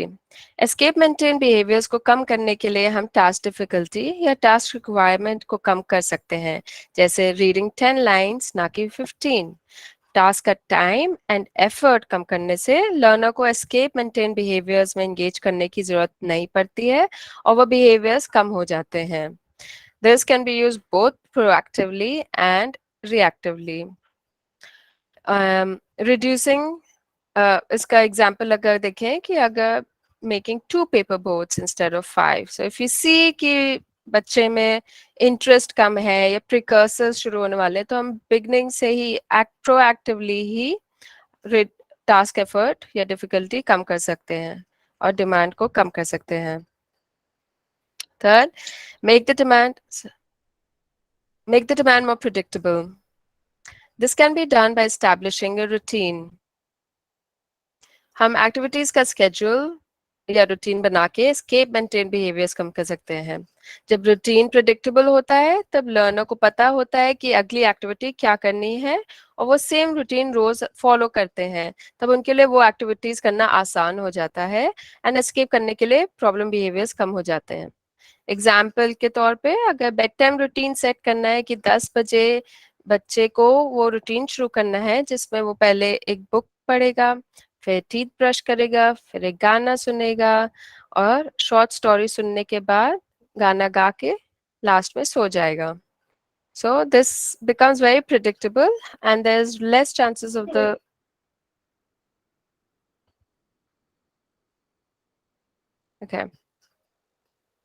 of the person showing any behaviors during that situation. So यहाँ पे हम activity schedules use कर सकते हैं जो कि visual display होता है that allows the student to know the plan. It provides predictability कि अगली चीज क्या आने वाली है and it is always helpful to involve them in creating the schedule कि आपको short story सुननी है पहले कि पहले गाना सुनना है, आप भी गाना गाओगे कि नहीं गाओगे, फिर गाना गा के good night hugs होंगी and then we will go inside our bed. And again, you're also providing choices. You're using multiple strategies in this one activity, and you can keep changing it to enhance the flexibility. तो बच्चा ज़्यादा rigid ना हो कि इसके बाद यही होगा या उसके बाद वही होगा. धीरे धीरे आप changes भी ला सकते हैं. Next is delivering the demand at a different time. इसमें जब different tasks में transition करते हैं तब हम एकदम से हाई प्रेफर्ड एक्टिविटी के बाद लो प्रेफर्ड एक्टिविटी का इंस्ट्रक्शन अवॉइड कर सकते हैं. Sorry for the noise. Very long. Okay, so हम हाई प्रेफर्ड एक्टिविटी से मीडियम प्रेफर्ड एक्टिविटी का इंस्ट्रक्शन देते हैं. जैसे स्टूडेंट स्विंग पे जो एंजॉय कर रहा है एंड हमें उन्हें क्लास ले जाना है, तो हम पहले उन्हें स्विंग के बाद पजल्स करने का इंस्ट्रक्शन दे सकते हैं और फिर उनको क्लास तक वॉक करने का इंस्ट्रक्शंस दे सकते हैं. So you are not transitioning, there is not like a big contrast कि आप बहुत ही हाईली प्रेफर्ड एक्टिविटी के बाद boring task high response effort वाली एक्टिविटी में जा रहे हो. And there's also an opportunity to embed your demands within the reinforcing activity as well. So you can make the instruction or the task more fun. For example, ask the child to count while playing a game, or identify animals on blocks while building a tower, and then they have to match the animals on the paper. Or, they have to write down the counting after they have counted in the game setting. Lastly, हम fun and reinforcing activities, एक second, sorry. Okay. Okay. हाँ, so environmental enrichment is the last aspect. यहाँ पे client के immediate environment को हम इतना enrich कर दें उनके preferred items या activities से और जो reinforcers हैं उनके, जिससे कि वो वहाँ से escape करने का सोचे ना. So for example, my client likes musical toys and racing cars. Thus, I have a variety of musical toys and racing cars. So that, he is engaged in the activity and is willing to sit through tasks to earn them as reinforcers. Non-example can be, my client likes musical toys and racing cars, but I have toy trucks and laser light pen, which might be exciting किसी और बच्चे के लिए, but इस बच्चे के लिए वो reinforcer नहीं है. इसके लिए preference assessment करना important होता है, so that you can identify what are the specific preferences which can turn into reinforcers for that child. Right. Now I'm coming to the last section. Here we'll see the role of the parent or the therapist or the adult who's interacting with the child. तो अभी तक हमने वो strategy सीखी हैं जो कि हम बच्चों के साथ कर सकते हैं, बट थेरेप्यूटिक रिलेशनशिप में दो लोग होते हैं, चाइल्ड एंड थेरेपिस्ट और parent. And as part of antecedent strategies, we should also focus on factors that the parent or therapist should utilize to help minimize the behaviors. So one of them is empathy. Therapist की एक ऐसी quality empathy है जो कि जैसे अगर आप sympathy देखें, सिंपैथी या सद्भावना से थोड़ा अलग है. एम्पैथी होना means is related to perspective taking.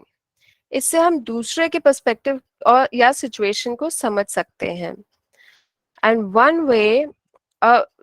one way to judge that, a few ways to judge that is seeing if the therapist is in sync with what the child is feeling or needing. मतलब अगर बच्चा कोई demand कर रहा है, are you able to relate to that demand instead of just focusing on, no, he has to go do his 5 sums, so that's all that I'm going to focus on. Instead, can you mirror the child's need of the moment and understand where it is coming from? If there is a disconnect, अगर disconnect है, empathy नहीं है उस situation में, तो outcome उसका ऐसा होगा कि आप बहुत clinically handle कर रहे हो situation को, and that might trigger behaviors rather than handling it as just a need or communication to request for something. And I saw this with my client as well. एक बार I was taking one of my students back from lunch to the desk for working, and we're just walking together, and suddenly he bends down, and he has a history of eloping. Escape बहुत करता है जब भी पढ़ाई करने जाना था. So I was like, okay, I'm going to block it. मैं उसको भागने नहीं दूंगी, बल्कि फिर मैंने 1 सेकंड बाद देखा वो नीचे झुक के गिरे हुए पेन को बस उठा के डेस्क पे रख रहा था, एंड फिर वापस मेरे पास चलने लगा. And that is one situation that has stuck with me 5 years down the line, and where I am like, oh my God, there was such a disconnect between what he was doing and what I wanted to happen in that situation. So this is a non-example of, like empathy not existing in that situation between me and my child. So the next technique is validation. This requires rephrasing of what the child is communicating back to them. And it is easier to validate when you can empathize with the child and see, what they are going through, what they are requesting for. It helps reflect and make their communication seem like a valid and true request, rather than कोई एक ऐसी demand जो वो place कर रहे हैं कि मुझे ये चाहिए, मुझे ये चाहिए. और चाइल्ड को वैलिडेट फील कराने का एक बहुत आसान तरीका है उनकी रिक्वेस्ट उनको वापस रिफ्लेक्ट करके रिफ्रेज करके बताना. जैसे कि एग्जांपल देखें कि अगर वो कह रहे हैं कि मुझे बाहर जाना है खेलने को, so you can empathize and validate his feelings. I can see you really want to go out to play right now, but oh man, we still have 10 more sums to do.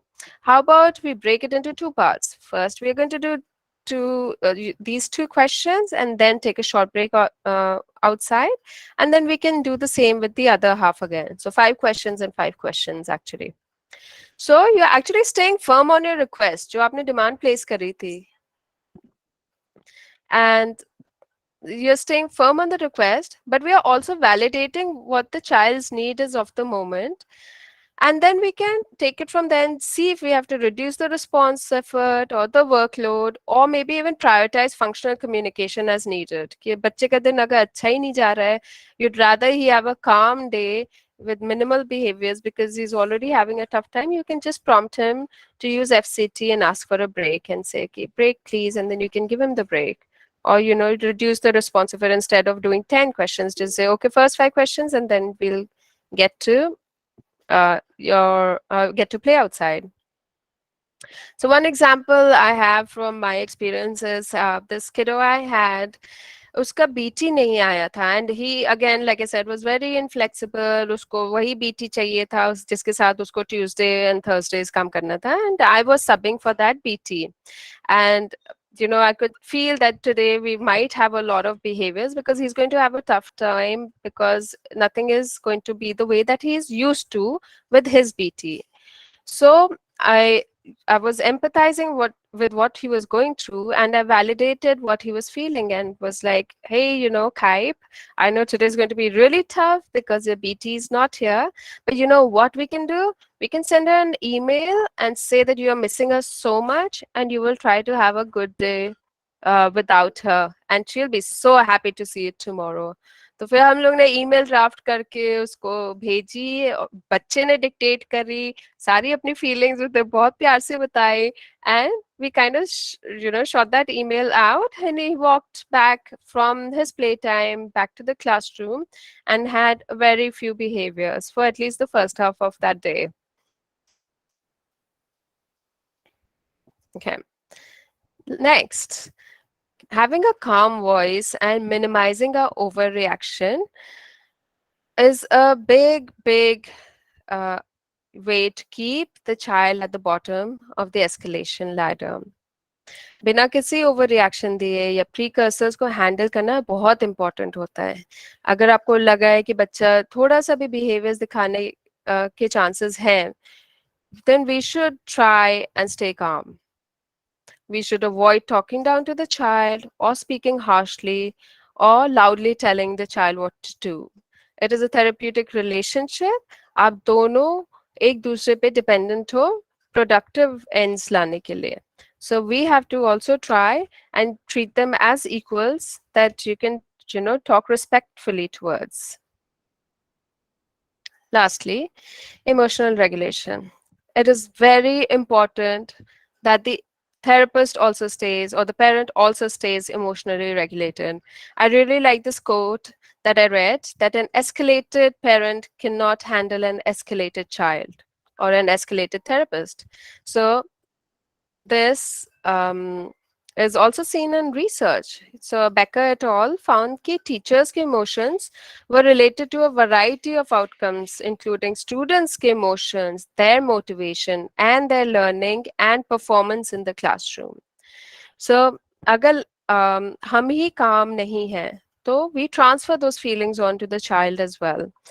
And it is important to learn this proactively so that, in the moment you're not like, oh my God, I should be calm, 10 breathing exercises karu. No, we have to try and inculcate this in our daily practice. So we are present at a workplace or in the home when we are interacting with the child in a calm manner.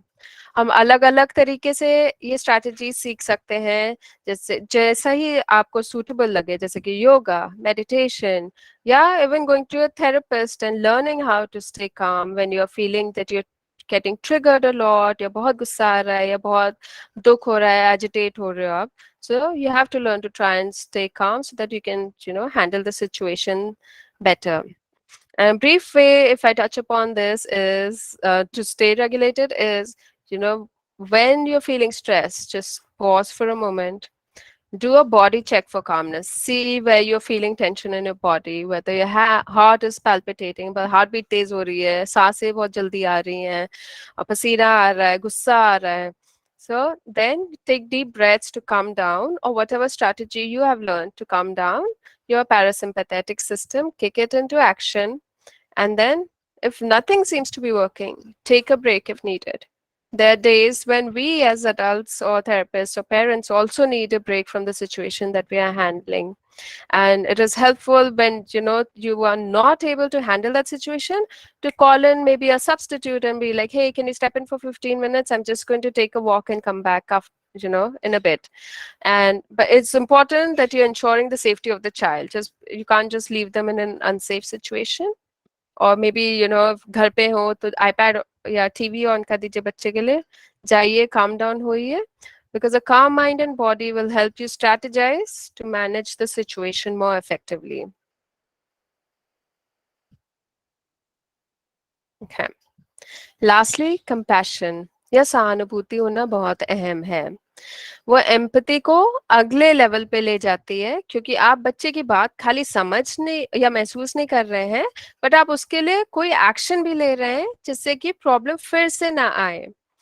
इसके लिए 2 steps important होते हैं. Prioritizing the right targets for your child. So when you're, making the behavior plan before you even start treating the child, you should prioritize in that moment the right targets for that child and having a dynamic behavior plan. So research has found that behaviors को prevent करने के लिए proactive teaching 4 targets पे broadly focus करनी चाहिए.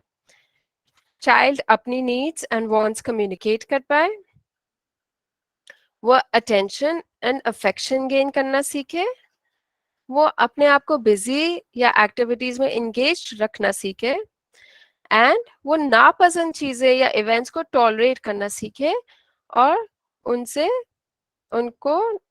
cope करना सीखे. And the result of this, if you are from the behavior analytic community, you will see it ties up very beautifully with Hanley's HRE, happy, relaxed and engaged बच्चा मिलेगा आपको, who is easier to work with and very, problem focused and solution focused, working towards the goals that you have set out for them. The last bit is having a dynamic behavior plan. A dynamic behavior plan is flexible. That means it can accommodate the changing motivations of the child. वो static नहीं है, set in stone नहीं है कि मैंने ये लिख दिया है तो बस यही होगा. Flexible होना चाहिए. It should focus on shaping behaviors and building skills that are lacking.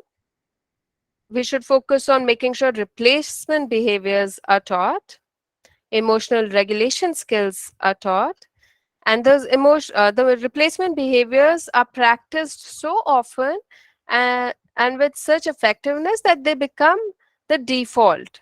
कि वो बच्चा challenging maladaptive behaviors पे rely करे ही ना, जैसे उसको कोई जरूरत हो FCT यूज करे, या अगर आपको कोई प्रिकर्सर दिख रहा है वो विजुअल स्केड्यूल की तरफ अपने आप देखना सीखे कि नेक्स्ट क्या एक्टिविटी आने वाली है.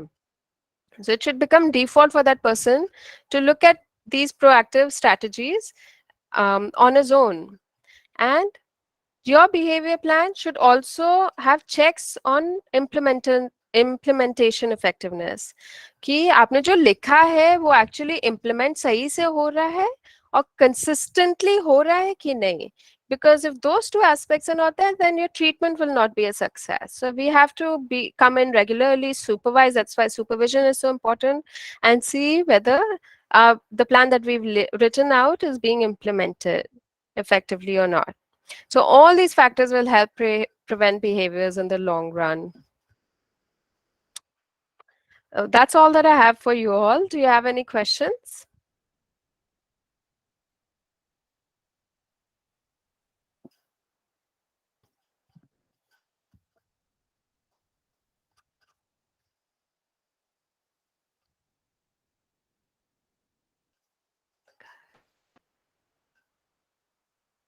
I think, I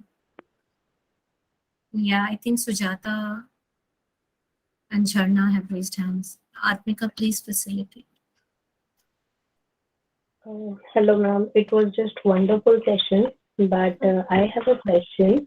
That there are there are children who, if we give them non-contingent, reinforcer, it could be any which way. It could be a tangible escape, anything. But they take it for granted as in ये तो मुझे कभी भी मिल जाएगा, and then when they actually get the reinforcer, they have no value for it. Right. So how do we deal with this? Because and when they get it, they are so carefree sort of a people. मतलब मिला तो मिला, नहीं मिलेगा तो मुझे अचानक से तो कभी मिल ही जाएगा. So how do we? What is the how do we select this non-contingent reinforcement delivery? How do we do that? Right. Great question. I think it is very important जो आप situation describe कर रहे हो उसमें reinforcement saturation हो गया है. So it is very important to also focus on reinforcement delivery का जो schedule है उसको thin करना. जैसे अगर हम हर 8 मिनट पे iPad दे रहे हैं क्योंकि 10वें मिनट पे उसको behaviors होते हैं तो ये ऐसा नहीं है कि हम हमेशा के लिए उसे हर 8 मिनट पे iPad देंगे. So when we have to remember also make them learn how to cope with adversity. So tolerate things that they're not comfortable with. So if he's doing well at 8 minutes, then we'll try and reduce it to 7 minutes, 6 minutes. कि वो saturate ना हो कि उसे मिल ही जाएगा, अब तो कोई ज़्यादा value नहीं है. The other second thing you can do is you can do preference of assessments on a daily basis. कि NCR आपने tangible iPad जब प्रॉब्लम आई थी तब क्रिएट करा है बट आईपैड आज क्या reinforcer नहीं effectively work कर रहा है. So today what is this preference and what will work as a reinforcer. So try assessing that. So have a dynamic, like I said, behavior plan and see what is his need for today. Third thing that you can do is reduce the availability of it. So if you're giving it for 5 minutes every 8 minutes pay, then slowly thin it out and give it for a shorter duration. So give it for 4 minutes or 3 minutes and then reduce it. I had a similar case where बच्चे को हर token economy चल रही थी and she would get her Sonic video देखने के लिए iPad पे and she was just bored. उसको square shape बनाना था, she would not even look down, ऐसी marker चला देती थी. So what we started doing is we'd actually change the reinforcement delivery. But that is, again, I'm going on to consequence-based. So I will actually leave that part for the next presentation. But, proactively, we can do these two things. We can reduce, thin out the schedule that we are giving. And secondly, do regular preference assessments. Yeah, I think, Vijita, I have a thought on that. Can I share? Sure, of course. So non-contingent reinforcement is reinforced by the function of the behavior, right? So sometimes rotating what you are reinforcing with in more than one things will lead to less satiation. So same function, but जो चीजें आप कर रहे हो, so suppose अगर visual seeking की वजह से behaviors हैं, तो जो आप non-contingent visual reinforcement दे रहे हो, उसको the number of things that you rotate on, you can actually increase that number. Sometimes it will reduce satiation. पर अपने आप में बहुत अच्छा क्वेश्चन ये आता है कि क्या नॉन कंटिंजेंट रीइंफोर्समेंट से कंटिंजेंसीज खराब होती हैं कि फिर तो यहाँ भी मिलता है वहां भी मिलता है तो फिर क्या होगा फिर एक डिसएडवांटेज है. सो हर स्ट्रैटेजी जो आप यूज करेंगे उसके एडवांटेजेस डिसएडवांटेजेस होता है. तो नॉन कंटिंजेंट रीइंफोर्समेंट का एक माइनर डिसएडवांटेज ये है कि जो कंटिंजेंसी है वो उसको थोड़ा सा वीकन करता है. So satiation is one disadvantage and weakening contingency जो आप कह रहे हो ना, फिर तो टेक फॉर ग्रांटेड मिल ही रहा है हर 8 मिनट में, क्या बड़ी बात है जिंदगी में, वो वीकन करता है उन कंटिंजेंसीज को.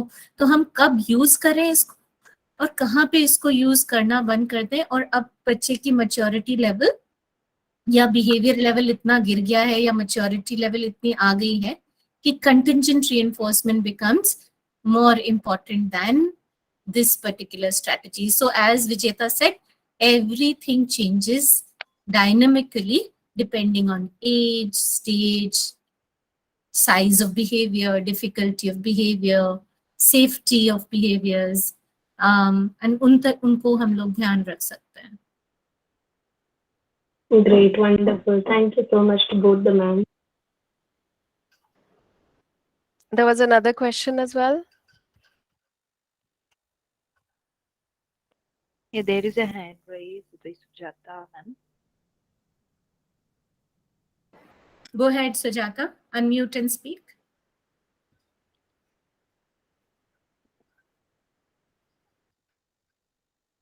Sujata, unmute yourself first. Ma'am. 10 minute का टाइम है, हम उसको 8 मिनट में ही टैप दे रहे हैं। तो उसका टाइम मैंने ऐसा देखा है, मेरा खुद का बच्चा ASD का है, तो उनका ना स्टेप हर लेवल पे मतलब बढ़ जाता है। अभी 8 मिनट में दे रहे हो ना, अभी 4 मिनट के अंदर ही मुझे चाहिए। मतलब मैंने ऐसा देखा कि उसको ना खुद को थोड़ा भी टच होने के बाद उस पर कुछ लगाने की उसको आदत थी। तो स्टार्टिंग में मुझे बोला गया कि इग्नोर करो। ठीक है, मैंने इग्नोर किया तो उसने खुद आके ऑयल लगा लिया। ठीक है, फिर भी मैंने इग्नोर किया क्योंकि थेरेपिस्ट ने कहा था, ओटिस्ट ने। तो फिर उसने क्या किया, फिर मुझे ही थोड़ा खराब लगा तो मैंने वो तेल जो ऑयल था तो मैंने वो छिपा दिया। फिर उसने पानी ढूंढा, पानी दिया। फिर मैंने पानी भी मतलब ऐसे ग्लास वगैरह नीचे रखना सब बंद कर दिया। तो उसने मेरे सिंक का पानी, जब थोड़े झूठे बर्तन होते थे उसमें का उसने यूज करके बॉडी को लगाना स्टार्ट किया। मतलब उसकी स्टेप हर दिन ब दिन बढ़ ही रही थी। तो मुझे इस बात से हेल्प हुआ कि मैंने उसको डिस्ट्रैक्ट कर दिया कि जब भी उसको कुछ चाहिए, मतलब वो करना लगता था, मैं बेल बजाती थी, कोई आ गया है युगंधर देखो। तो मुझे इस बात से हेल्प मिल गया कि ना कि मैं उसको मतलब देने के बाद तो वो उसका हर लेवल पे स्टेप बढ़ ही रहा था। उसका अग्रेशन, उसका बिहेवियर भी बढ़ते ही जा रहा था मतलब हर जगह पे। तो फिर डिस्ट्रैक्शन से ही मुझे हेल्प मिला। Right. But Sujata, thanks for sharing that example. हाँ, और भी Sorry. मैम मैंने बहुत सारे एग्जांपल्स इम्प्लीमेंट Right. किए हैं। Right. मेरा बेटा कपड़ा भी मतलब जब पानी गिरता था ना एक बूंद भी, तो उसका ड्रेस चेंज करने को बोलता था। मैं ठीक है बाबा, शर्ट चेंज कर देती थी। फिर बाथरूम में जाने के बाद, कभी वॉशरूम जाने के बाद उसका अगर पैंट गीला होता था, वो पैंट बदल दो।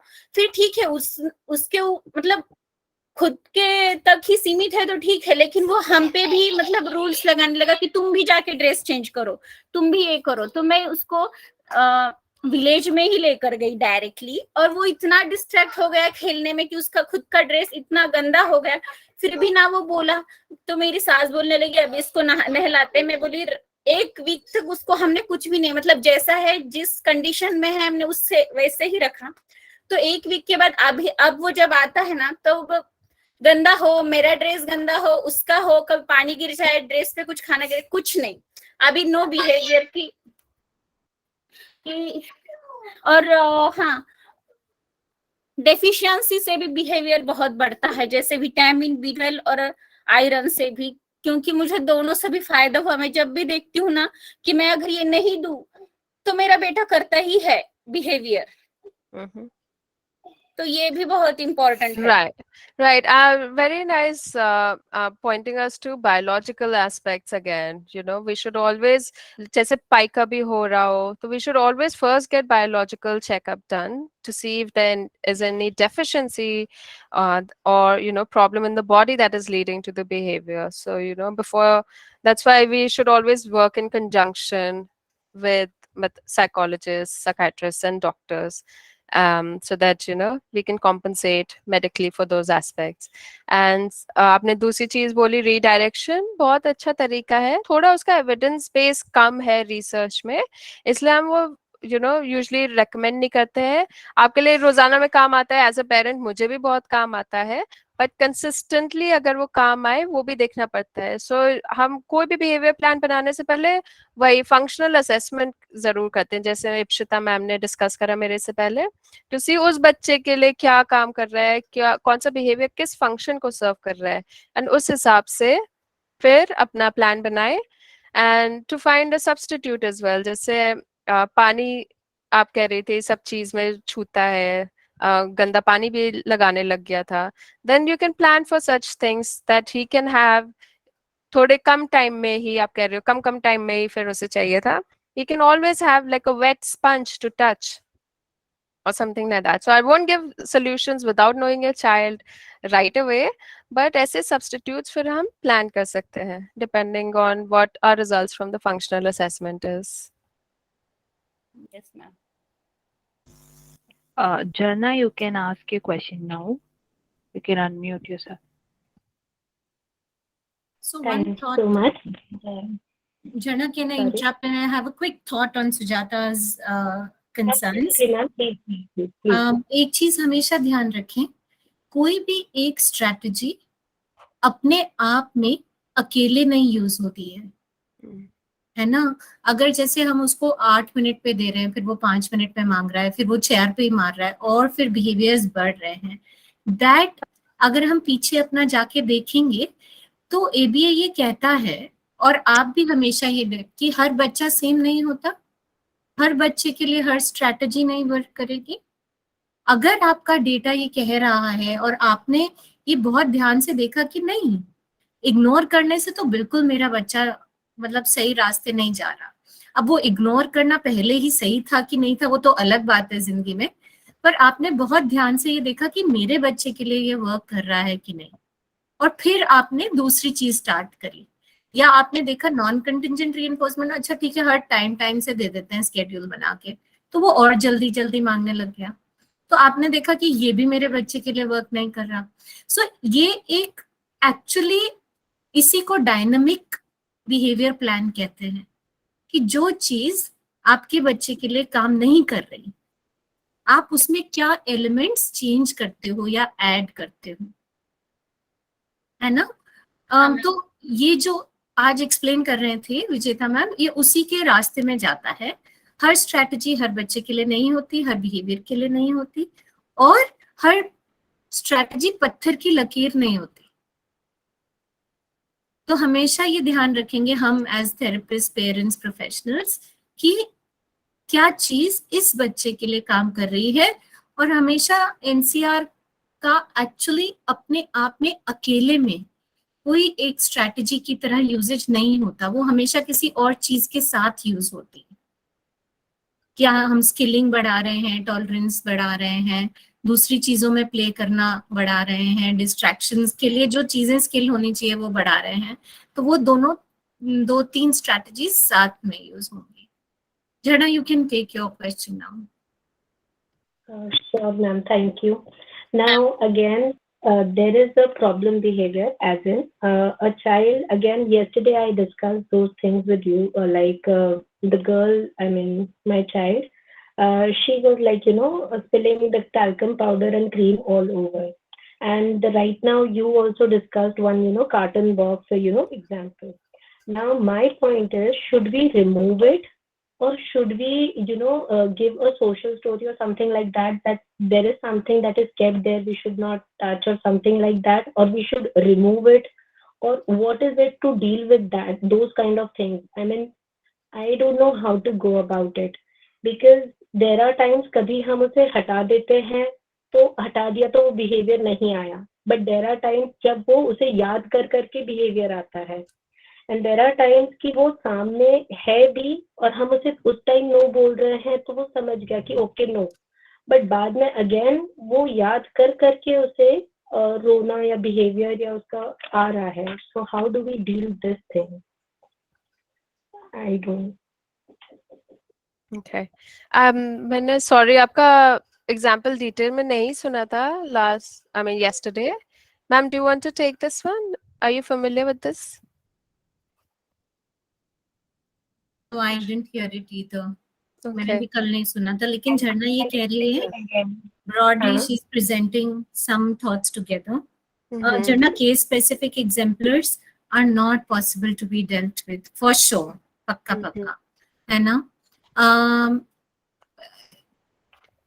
Ma'am, my question is, I'll repeat it once more. I'll repeat it. There is something that a child is like, आपने जो कार्टन वाला बॉक्स मुझे बताया, क्वेश्चन समझ आ गया झरना. आप ये पूछ रहे हैं कि सेम ट्रिगर किसी दिन बिहेवियर्स एलिसिट कर रहा है और किसी दिन बिहेवियर्स एलिसिट नहीं कर रहा, किसी दिन वो टॉलरेट कर पाते हैं, किसी दिन वो टॉलरेट नहीं कर पाते, तो क्या ये वेरिएबल और उसे हमें रिमूव करना चाहिए, हमें उसे एक्सटिंग यानी कि हमें उसे रिमूव कर देना चाहिए या सामने रख के उस बिहेवियर को डील करना चाहिए? क्या रिमूव कर देना चाहिए? Sorry, talcum powder. अच्छा powder. Oh this is the powder वाला बेबी. हम हाँ कल आपने एग्जांपल दिया था, याद आया मुझे. there's not enough information to help झरना. ethically we cannot give solutions तो just solution तो based हम नहीं on दे सकते। मुझे ऐसा लगता है कि जब आप ऐसे केसेस में अटके, वहां पे दो लोग ऐसे अपने साथ हमेशा एज मेंटर्स रखे, जो जैसे मैं रखती हूँ अपने, कि मेरे पास एक केस है और मुझे समझ नहीं आ रहा, तो मैं उनको फिर पर्सनली टाइम लेके 1 घंटा मांग के and then I discuss it in detail.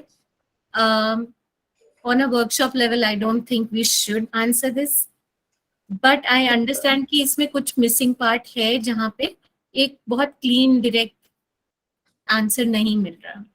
Ma'am, I got your point. I'm not asking for any solution now. My point is कि अगर कोई चीज से बच्चे का बिहेवियर आ रहा है, उसे देखकर या उसकी वांट की वजह से, if he or she wants it, हमें उस चीज को हटा देना चाहिए, मतलब गायब कर देना चाहिए, या उसे सामने रख के उस बिहेवियर को डील करना चाहिए। मेरे पास ये एक ही थॉट आता है ब्रॉडली, अगर प्लान नहीं है, अगर क्लैरिटी ऑफ फंक्शन नहीं है, अगर बिहेवियर को आप पहचानते नहीं हैं, तो उसको छेड़ना अच्छा नहीं होता। Unless you know a behavior, its function, and have a good plan around it. At that time, I personally, but this is a personal thought and not a recommendation, is I would actually not deal with behavior at that point. Okay, ma'am. Thank you so much.